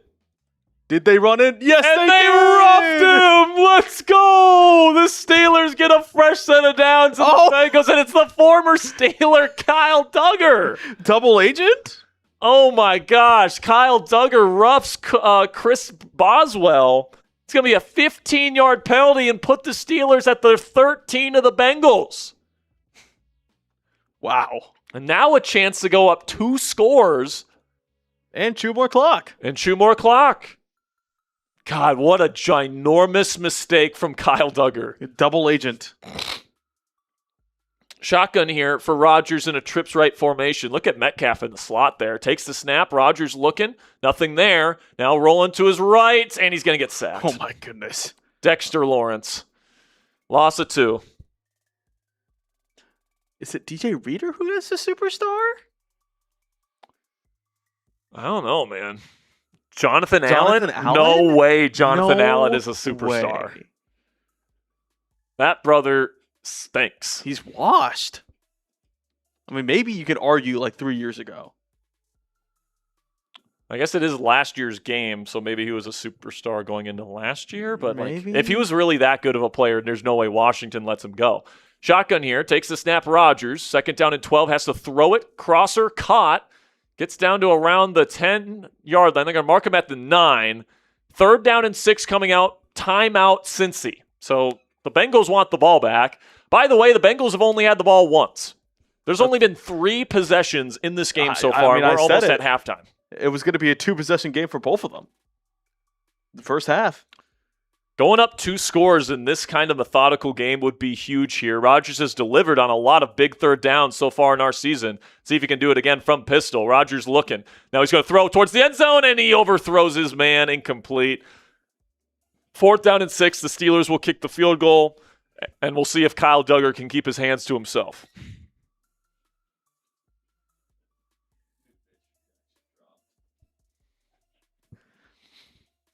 Also, Ponzi, I think we can probably do the prize picks. Actually, I think we can just do the channel announcement at halftime. Oh, okay. Because apparently some people are here that got here late want to know what it is. So I think we can. Yeah, I think we're good with prize picks, by the way. Yeah, I think we are too. Kick is up and good, by the way. 10-3 Steelers lead. Bengals still have 2 timeouts, and they'll have about a minute to try and get some points on the board here. And remember, Cincinnati will possess the ball to start the second half. So hopefully the defense can hold firm here for Pittsburgh. Yeah. We got a super chat, I think. Might be a good time to do that. Yep. As Boswell winds the leg and kicks it away. It's going to be fielded at the 5. Taken out to the 24 or so. They're going to mark him at the 25. That's where the Bengals and Joe Burrow will take over. This one's coming in from Chris. With a 2, says, think Coach Swinton was the lemon pick leak. I don't really care, man. It's an embarrassing look that it happened. I think the Steelers were like, oh, now that the Cowboys have picked, oh, let me text my buddy, from the Dallas staff. Oh yeah, we're gonna get lemon. We got him on the phone, and then all of a sudden, Dallas is calling Philly. It's just stupid. It's going to be a quick throw here to Higgins on a crosser, and it's going to be a decent gain. 1st down, Bengals, timeout, Cincy. But frankly, there's a lot of former Cowboys employees on this staff. It could have been a lot of different coaches on the staff that could have been the leak. Like Joe Witt. former Cowboy guy. Can't remember a couple of them, but like a lot of offensive assistants too. So not a good look though. Not at all. Shotgun here, takes the snap, looking, throwing. It's going to be caught on the slant and tries to go spin move. Doesn't work, but it's another nice gain for I think that's Yosivas. Yeah. And he's going to take it out to the 46. I was going to call him Andre. Yosivas? Notoriously terrible at pronouncing names. Yosivas. There we go. Shotgun here for Burrow. He's got time in the pocket. He will throw middle again, and it's going to be caught for another chunk to T. Higgins. I don't think Jamar Chase has a single catch in this first half, but Higgins and Gesicki have just killed the Steelers so far, and now they are definitely in Evan McPherson field goal range. Yeah. So the clock continues to tick. I think they got one more play here, and then they'll probably kick the field goal. They go empty with Burrow. Takes the snap. He's got time. Throws. Caught. Gets down to the 25. And they will call timeout with 2 seconds. Man.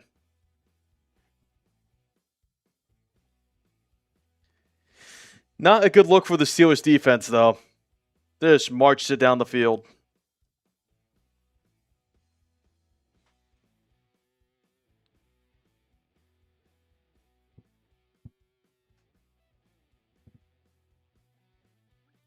All right, everyone type miss in the chat. Let's go.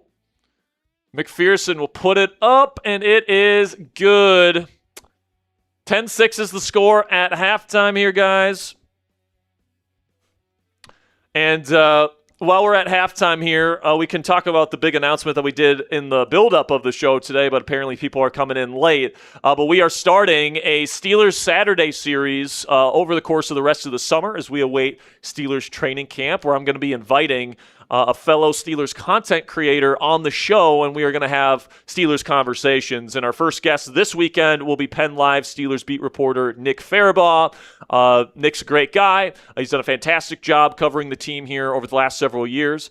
And me and him kind of got into the Steelers space at relatively the same time. He got into it a little bit earlier than I did, but he's been somebody that's been super good covering this team, and I was super excited to talk with him. And we actually recorded our conversation today. Lots of great stuff in there. It's over 25 minutes of just in-depth Steelers discussion on a bunch of different topics, both sides of the ball. I think you guys are really going to enjoy it. And this is just the start, guys. We got a lot of awesome guests lined up over the next several weeks. We're going to be putting out these videos on Saturdays. So make sure you guys click that subscribe button to never miss any of our Steeler Saturday conversations this year. We got $5 here from Jagger. Says, Jack, can you put in a good word to your bosses for them to start a Yankees Chat Sports channel? We actually already have a Yankees channel, Jagger, but obviously we don't do a whole lot with it. Yeah, I think it's inactive right now. Yeah. We do have Red Sox. We do have Red Sox, but right now we just don't have anyone to host it. I think that here's the thing, Jagger. You got to find a host, right? And Marshall, as you know, is busy with Knicks. He's busy with Giants. That takes up a lot of his time. And he just doesn't have the time to do a full-blown Yankees and do it the right way. So we got a lot of New York sports fans here in the office. Maybe one of them will take it up.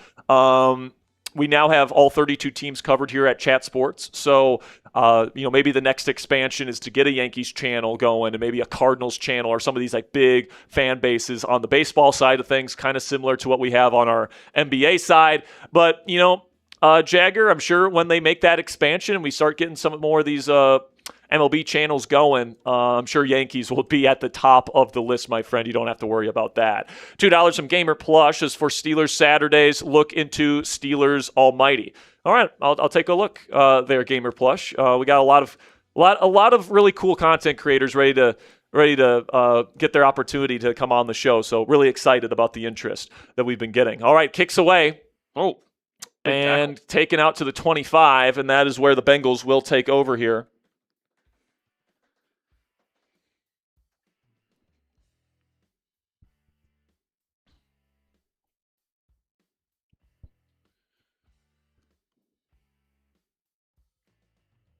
All right, defense, come on. I mean, Joe Burrow has been kind of slicing and dicing this defense. Steelers have been able to hold them to a couple field goals, But, man, eventually the dam is going to break here. Shotgun for Burrow, play action. He's going to throw, open receiver, caught, and it's going to be brought down immediately after a gain of 8.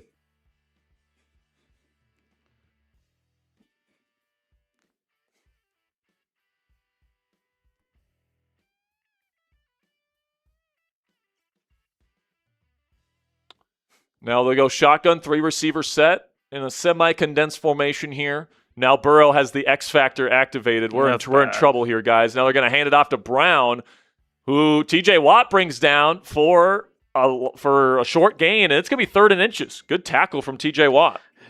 If I had to guess, 99% chance quarterback sneak coming up. Yep. All right. This sure looks like quarterback sneak, and that's going to be successful again. That's 3 for 3 on the QB sneaks for Burrow. And he's going to point first down here. Get back in the huddle. You're losing. Scoreboard. Jesus Christ. Scoreboard! Paranormal in the Funhouse says, I'm glad you redid the Browns game. Me too, my friend. I don't know why we had to do that. Shotgun here, trips left. Burrow looking, throwing middle, tight coverage, but it's caught by Jamar Chase, his first catch of the day. Jalen Ramsey on the tackle. Don't spit in his face, Jalen. 8-yard gain. You have it flipped there. That's true. Yeah, Jamar. Don't spit in Ramsey's face. Now, Ramsey did nothing wrong.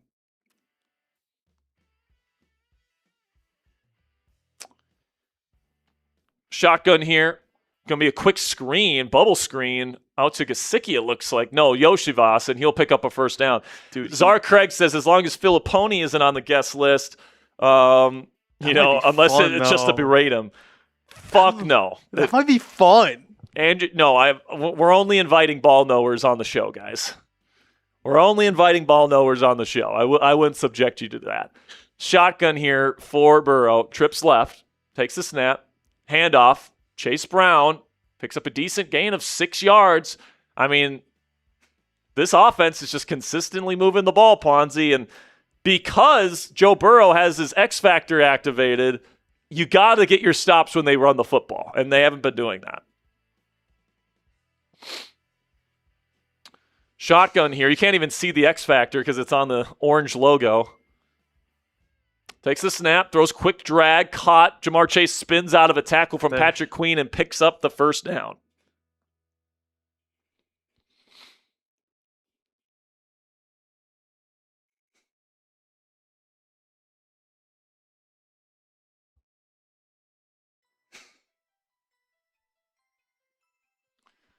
Under center here. Condensed formation. 3 receivers are going to send Chase in motion, hand it to him, and TJ Watt is right there to make the tackle. A loss of 2. And TJ shows up with a big impact play there on first down. That's exactly what the Steelers need there, Ponzi. They need to get these guys into third and tough situations.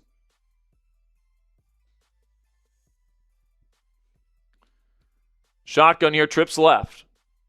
They're going to send Brown in motion. Peyton Wilson follows him, indicating man coverage for Pittsburgh. Now Burrow looking, throwing, wide open is T. Higgins. He completely toasted Jamel Dean. Gets all the way down to the 11-yard line, first down Bengals. Man, I mean, Cincinnati's had 0 trouble moving the ball on the Steelers' defense in this game. Not in the red zone. But, hey, man, the Steelers have held strong. They haven't given up a touchdown yet. Holding them to a field goal here and maintaining that lead would be absolutely massive. Another condensed formation. Shotgun Burrow. Sends the tight end in motion. They're going to hand it off to Chase Brown. Decent blocking up front. He'll be brought down after a gain of 4.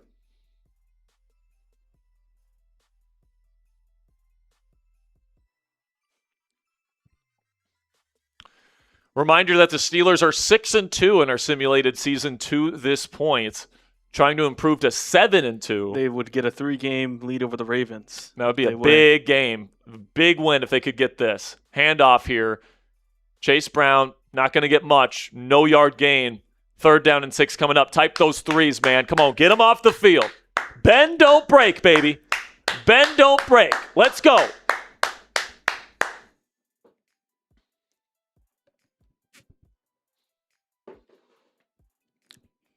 Condensed formation, shotgun, Burrow.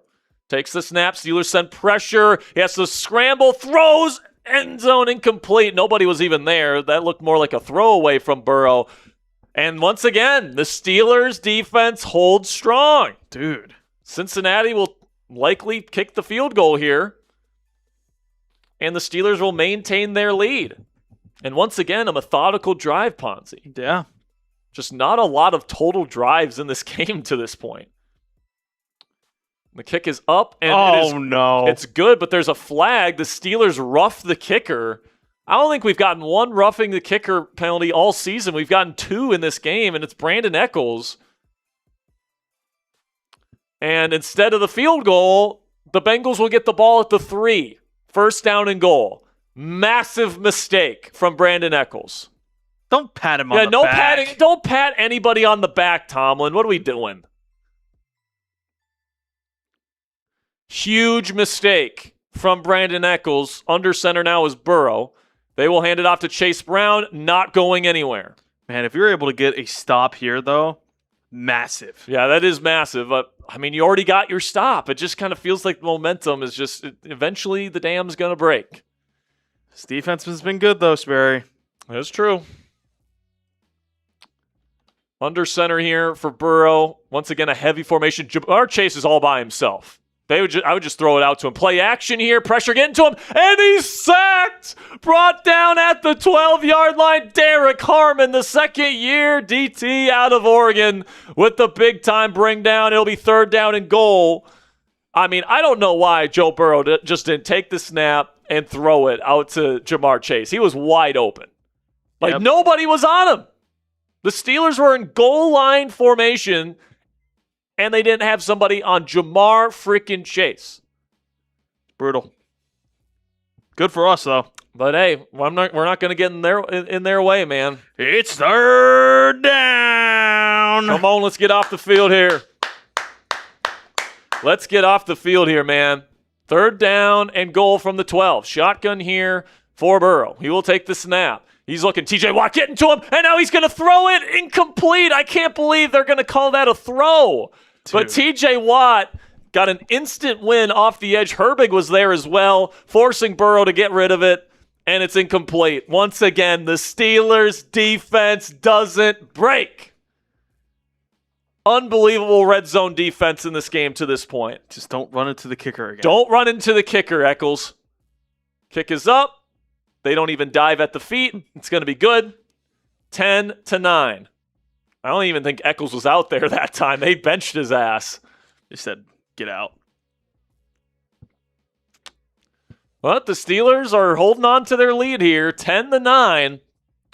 Got to get some points here, though. The Steelers have only possessed the ball twice. That's crazy. The Bengals have possessed the ball 4 times to this point in the game. Steelers only twice. So the fact that they have a lead, despite having half the possessions the Bengals do, and the Bengals have scored on... Wait, no, I think the Bengals have had 3 possessions. That's my mistake.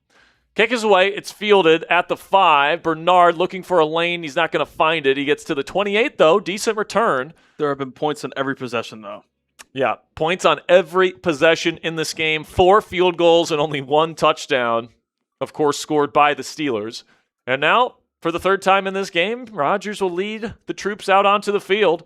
They will go out there in a condensed formation with only 1 receiver out wide, a condensed bunch to the right. 5-step drop. Rodgers throws quickly, open, but not on the same page. The timing was off there, and it will be incomplete. Honestly, the first bad miss. And even then, just looks like it was off. 3 seconds to go in this 3rd quarter. Steelers up 1 at 2nd down and 10. Shotgun for Rodgers. Warren the back to his left. Takes the snap. Rodgers has a clean pocket. Steps up. He's going to look to run. And he's going to slide down after a 1st down. Who said this guy's old, man? 1st down, Steelers. In the 4th quarter, type those 4s. It's classic AFC North football right now. Yes, it is. All right, touchdown with a 2-point conversion here would be absolutely massive. To make this a 2-possession game when it's just been methodical football all game long would be huge for Pittsburgh. Right now, they're at their own 40-yard line, so they are marching. The long drive with the field goal might be good too. At the very worst. God, touchdown would be You so want a much. touchdown, Touchdown though. would be. Yeah. You don't want to give Burrow. Like, eventually, the dam's going to break here. Shotgun here for Rodgers. 3 receivers set. He will take the snap and hand it off to Jaylen Warren. He gets good blocking up front. He's going to pick up 11. First down, Steelers as they get into Bengal territory around midfield. Let's go, man.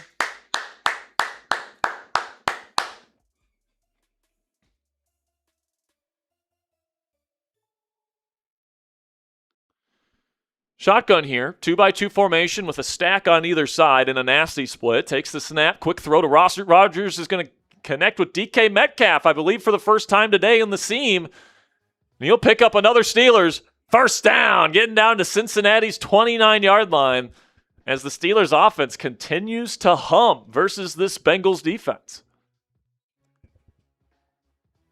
You can add all the Dexter Lawrences you want, man. If you can't cover people, you can't play defense in the National Football League, period. Similar formation here, shotgun with a couple stacks and nasty splits. They're going to hand it off to Warren, and he'll pick up a decent game here. Time out for an injury. Zach Frazier, oh no! Zach Frazier is down holding his ribs, and he's going to the locker room. That's not good. Oh no. I don't know who you have listed as our backup center here, Ponzi, but I think it's probably McCollum. Yeah, I think I have McCollum here. And you're going up against Dexter Lawrence? I mean, that could be an issue here, folks. It really could be an issue.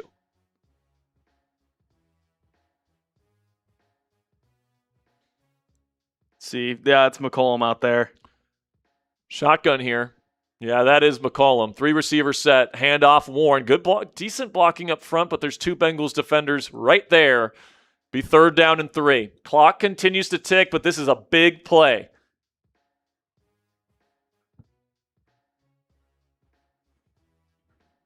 This is huge.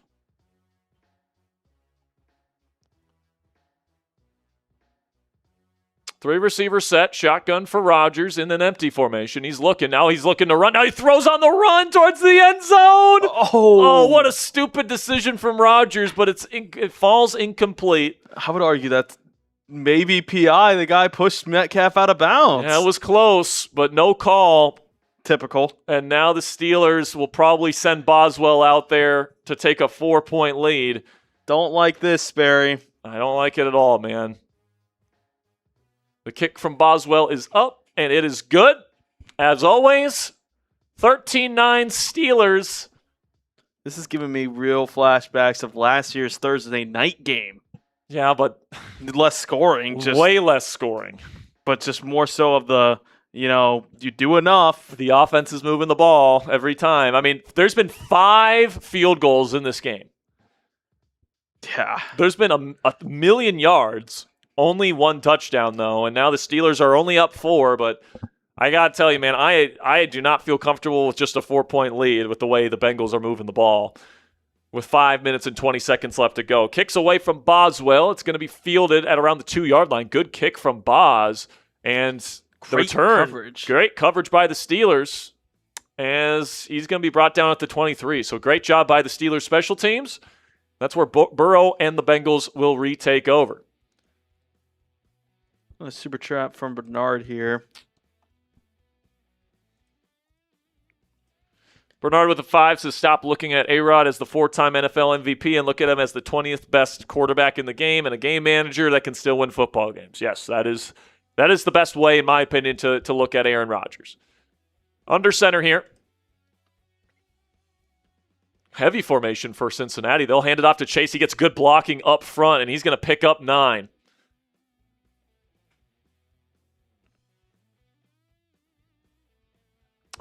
Roman, if the audio's cutting out, just refresh the page. It's a YouTube thing, not us thing. Sometimes YouTube has been a little bit weird. Shotgun here, spread formation. This time they will hand it off to Brown again, and he will pick up the first down. Sebastian Joseph Day on the tackle.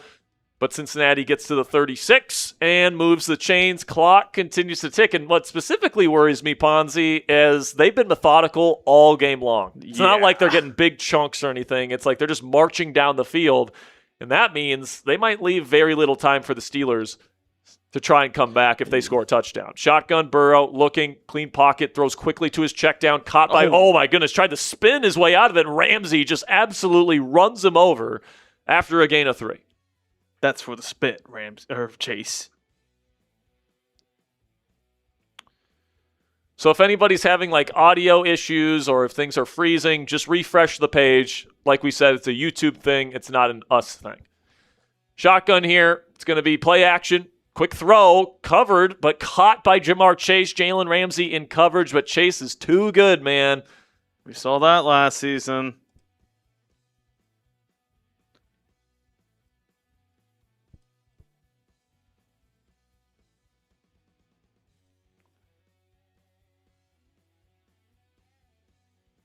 Under center.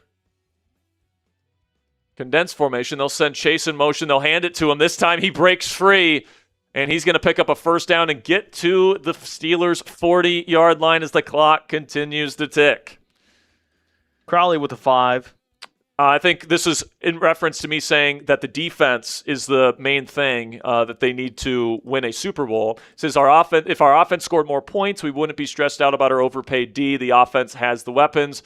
Yeah, true, but like I think, what is the ceiling for this Steelers offense? Here on first down, by the way, it's a quick dump off to Chase Brown, picks up 6. Like, I think if everything goes according to plan for Pittsburgh, they're going to be around like a, top 10 level offense or something like that. I don't think they have the upside to be a top 5, like really great offense this year, but they do have the upside to be an elite defense. And I feel like if you don't have an elite offense, you have to have an elite defense, which is why I'm saying like, if the Steelers win the Super Bowl this year, it's not going to be because of the offense. The main reason for that is going to be because this is one of, if not the best defense in football. So I understand what you're saying, Crowley. I mean, I'm not saying that like the Steelers can have a bad offense and win the Super Bowl. Like they're going to have a good offense, right? And the offense does have to play its part. But I do think that the defense still needs to be the driving force of this team because you don't have a superstar quarterback, right? And I think the only way you can win a Super Bowl without a superstar guy is if your defense is excellent. So that's why I say the defense. If you disagree, I'm cool with it. By the way, big stop here on third down. Joey Porter Jr. taking down Jamar Chase. It's 4th down and 2. Coming out of the 2-minute warning. Type those fours, man. Let's go get a win right here, right now, here in Cincy, in the jungle. 4th down and 2. Here we go. Shotgun. Condensed formation, a condensed bunch out to the left. Takes the snap. Steelers send pressure. Quick throw. It's caught. First down, Bengals. A quick throw into traffic from Joe Burrow is caught. And now with 1:30 left, Cincinnati calls a timeout. And now it comes down to the Steelers defense. They've been stout all night. They've given up the yardage, but they haven't given up touchdowns. Can they get a stop here with 1:30 to go, 90 seconds left to go in this game? Shotgun Burrow takes the snap. He'll throw quickly over the middle. Oh, my goodness. It was widely overthrown, and it falls incomplete. It would be kind of chills to get their first defensive stop of the night for either team.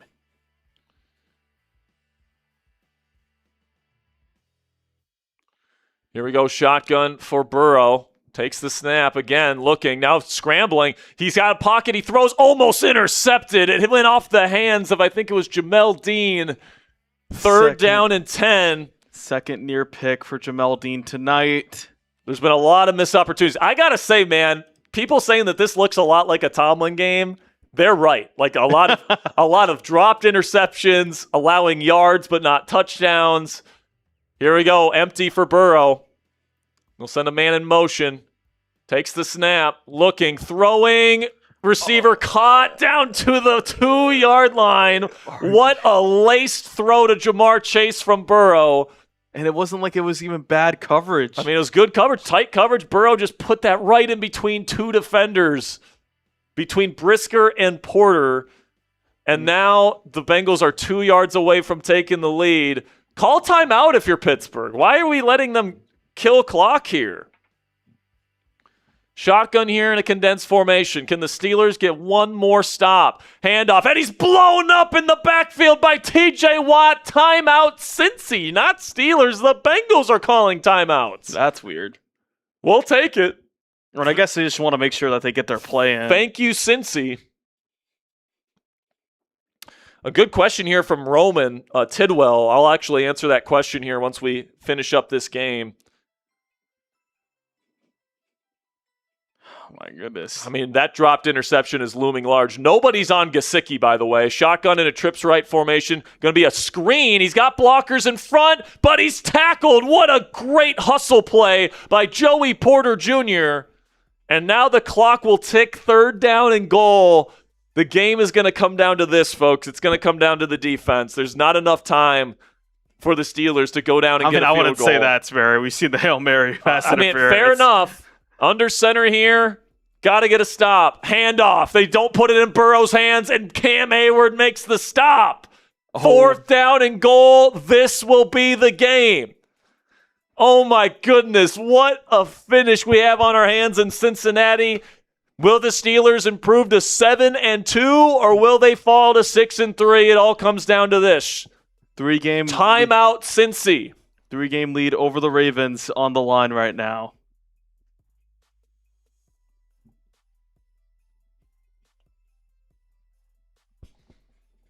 That's huge because I think we have the Ravens next week. No, we have the Eagles, right? Believe so. This is after this game, man. The schedule gets tough, so to have that 7-2 5-game cushion would be real nice. Under center, this is the game. Takes the snap. Burrow looking pressure on him quickly. Throws end zone. Dropped. Incomplete. Peyton Wilson breaks it up. And the Steelers take over with 8 seconds left. Let's go. Yes.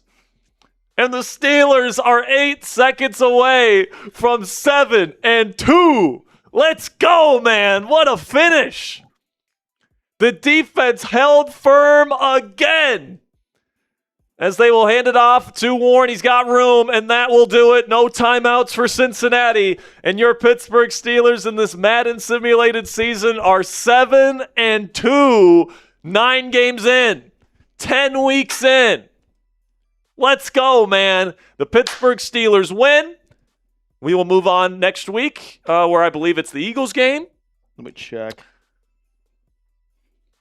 But I wanted to address this question here because it's a really good question from Roman Tidwell. He says, Jack, what makes you say that Aller is the favorite to be the starter next year, considering where he's at now compared to Will Howard? Well, the answer to that question is because Howard's already had the year of development in 2025, right? Working behind Aaron Rodgers, learning how to play with proper footwork at the NFL level, learning from Rodgers how to mentally process a defense. Theoretically, he should be further along in his process in development than Drew Aller is, who just joined the team, is learning right now, the proper footwork, how to, mentally process a defense. And that's going to be a whole year-long process, guys, when it comes to Drew Aller. But the reason why I think Aller has the edge over Will Howard as we stand here right now, all right, things are subject to change. But the reason why I think Aller has the leg up over Howard is because at that point in 2027, Aller will hopefully have taken the steps in development that you're hoping to see from him this year. And at the end of the day, the Steelers did invest more in him. And I do think that his ceiling is higher. He's got better arm talent than Will Howard does. There's just more things that I think that you can do with a guy like Drew Aller.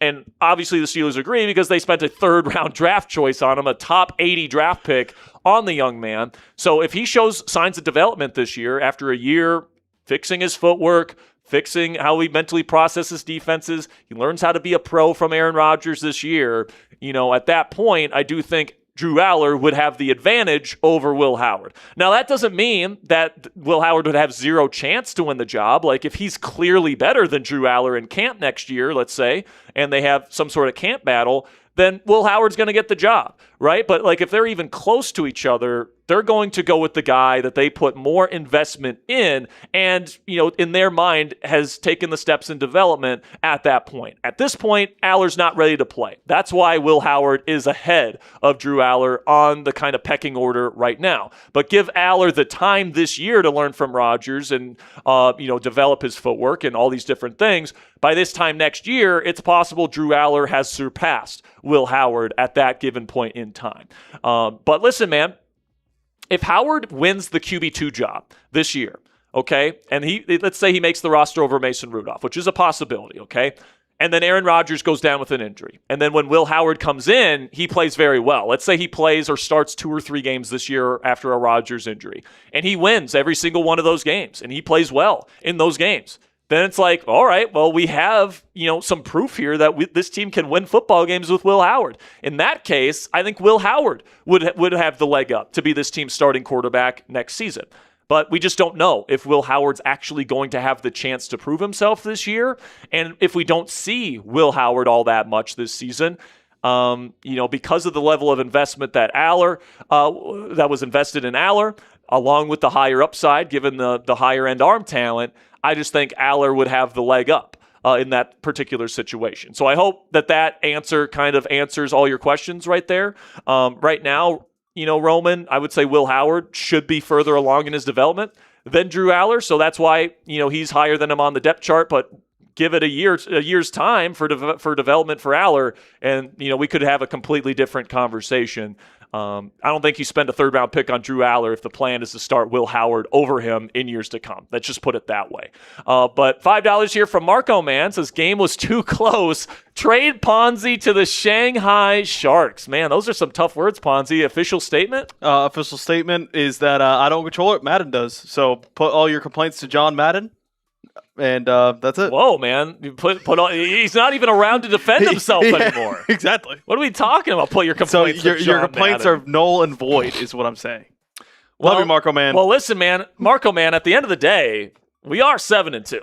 Like what are you talking about? We're 7-2, man. Like that's a pretty freaking good start to the season. We'll see as the schedule gets tougher now, how many wins we can stack up here. But and then what, you're going to tell me that when we make the playoffs, to still trade me to the Shanghai Sharks? I'm just running the Madden Sims. That's all I'm doing. But I mean, what? We're about halfway through the season. We got 8 games to go. If the Steelers win 3 of them, they're making the playoffs with 10 wins. So and you got a 3-game lead over the Ravens right now. Yeah, the Steelers are in great shape, man. So I mean, I don't know if I'd be criticizing Ponzi too much, or he might have us lose a couple of these games. I guess we'll see. $2 from SDGYT. Says that defense came in clutch. Yes, it did, man. Didn't even give up a single touchdown versus Burrow and the Bengals when they had 1st and goal a couple times. More than a few times, man. They were 1st and goal. I think they were goal to go 4 different times. Yeah, 4 different times. They didn't score a single touchdown, and they were goal to go 4 different times. 100% SDGYT. Couldn't agree more. Got one more? Got one more? Cool. Whenever it loads. It's from It's Juju saying TJ will be Defensive Player of the Year this year if he stays healthy. Oh, man. I mean, I would love that, man. I mean, you're going to have to beat Myles Garrett for it, though. Yeah, you're going to have to beat Myles Garrett out for it. You're going to have to beat everybody, all the other great defensive players out for it. TJ, I think he's going to have a bounce-back season this year, man. I think he's going to be maybe the best defensive player on the Steelers this year. Like, I really still believe in TJ Watt as a player, but that doesn't mean that he is what he once was, all right? Because back in his heyday, he was the best defensive player in football. I don't believe he's that anymore. I still think he's a star player. I still think he's one of the better, most well-rounded outside linebackers in the game.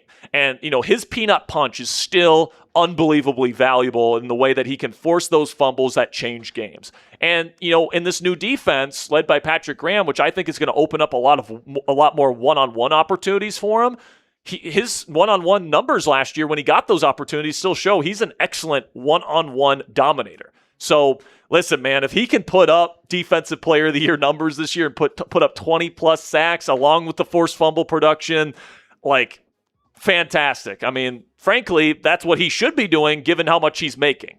against the cap because he's making quarterback level money. So theoretically, to be worth that, he has to be having a quarterback level impact, and he's got to be the best player on this team because he's got the highest cap hit on this team. So, I would love for this to happen. It's Juju. I just think coming off a 7-sack season where we've seen some regression over the last couple of years, frankly, in terms of the physical skill set, I think 15 or 16 sacks is very realistic. I just don't know if we're ever going to get a 20-plus sack season from TJ Watt again. I hope I'm wrong. But 15, 16 sacks is still an amazing season, man, especially if you add on top of that the forced fumbles, the run defense, the pass defense. I think they're going to use him as a zone dropper more than in years past this year. So definitely excited to see what TJ Watt can do this year. You got one more, but I got to let it load. Okay, cool. From Crowley? Yeah. Crowley says, we have our D. Let's get the O going. Well, here's the thing, Crowley. The defense wasn't going last year. Yeah, it wasn't. They were supposed to be that top 3 elite defense, and they were, at best, middle of the pack. And listen, man, if you would have had an elite defense last year, if your defense would have been as good as like Houston's or Denver's or Seattle's last year, or Philly the year before that, I think they would have had a better chance to win playoff games than they ended up having. Because, the offense wasn't bad necessarily. It was, when you look at the EPA and success rate numbers, they were about league average. Like, they were an okay offense last year. But the problem was that defense that was so expensive was supposed to be great, and it wasn't. It was just okay at best. All right? And what we need to see this year is that big increase from the defense. It needs to go from an okay defense, a good defense at best last year, to one of the best defenses in the National Football League this year, if not the best defense. Because the last 2 years, you can make an argument Seattle and Philly had the best defenses in the league the last 2 seasons. Yeah. The Steelers are going to have that caliber of defense to have a shot, in my opinion. But I don't disagree with your take, Crowley, that the offense needs to be better too, right? The offense has to put up more points. And, I think that they will. So I think this year's team is the most well-balanced it's been since at least 2020. And I think this will be the best Steelers team since that 2020 season. Now, obviously, they didn't win a playoff game that year, but hopefully, this year will be different. And I'm hoping that this team can hit those green lights along the way. Listen, man, we can talk about what's more important, offense or defense, but at the end of the day, when you don't have a superstar quarterback, all of it really matters. You need everything to go your way in order to have a Super Bowl caliber season when you don't have a superstar quarterback. So the answer to your question, Crowley, we can squabble over what's more important. All of it's important, man. The offense needs to score more points. They need to be better. And the defense needs to be better than they were last year. $2 from It's Juju again says, do you think Highsmith will be traded? Yes, but next offseason, not this season, Juju. The reason why you wait till next offseason is, number one, you can afford to keep Alex Highsmith this year. And it appears that he's willing to play for the team this year. I mean, like we've been talking about, if this defense is going to be an elite defense, like TJ Watt, Alex Highsmith, Nick Herbig, that trio of pass rushers is going to be a big reason why this team, can get to that level of defensive football. So trading Highsmith in a win-now season doesn't make sense. But also, once you get to next season, that's when Nick Herbig's contract kicks in. So you can't keep Highsmith, Watt, and Herbig all on the same team. It just doesn't make sense. So if you have to choose between Herbig, Highsmith, or Watt next offseason, Highsmith makes the most sense to me because he's going to be turning 30 next year, and he's going into a contract year where he's probably going to want to get a contract extension anyways. So it's honestly the perfect time to unload Highsmith, let somebody else pay him a big contract when he's about to turn 30, and then you go into the season next year with Watt and Herbig on the 2 bigger cap hits, right? And then you have Jack Sawyer probably as your number 3 guy. I'm sure they'd probably draft another designated pass rusher type in the draft in the middle rounds next year to kind of supplement this group and continue that carousel, man. So I think that if Highsmith has another solid year this year, and I think he will, I think the Steelers can get a 2nd or 3rd round pick for him. Like a day 2 draft pick is probably what you get back for him. That gets you more draft capital. and I think that's about the right time to let go of Alex Highsmith. All right, man. Well, that'll be it for today's live show. I greatly appreciate your guys' support. Next time we'll be live. I think we won't be live next week until Wednesday, all right, because Ponzi's got a crazy schedule on Monday and Tuesday, so I think we'll be live next Wednesday, all right, so almost a week, but some exciting news. We will have Penn Live's Nick Farabaugh on the show on Saturday for our first edition of the Steelers Saturday Conversation series that we're going to be doing this summer. That's going to be an over 25-minute conversation about a bunch of Steelers topics that I think you guys are going to absolutely love. Nick knows his stuff, and I love talking with smart Steelers content creators like him. Really excited about this series to share with you guys here over the course of the summer. So without further ado, man, I'm not going to take up any more of your time here on this beautiful Thursday evening. But thank you guys so much for joining us here today. I'll see you guys next time. And until then, here we go, Steelers.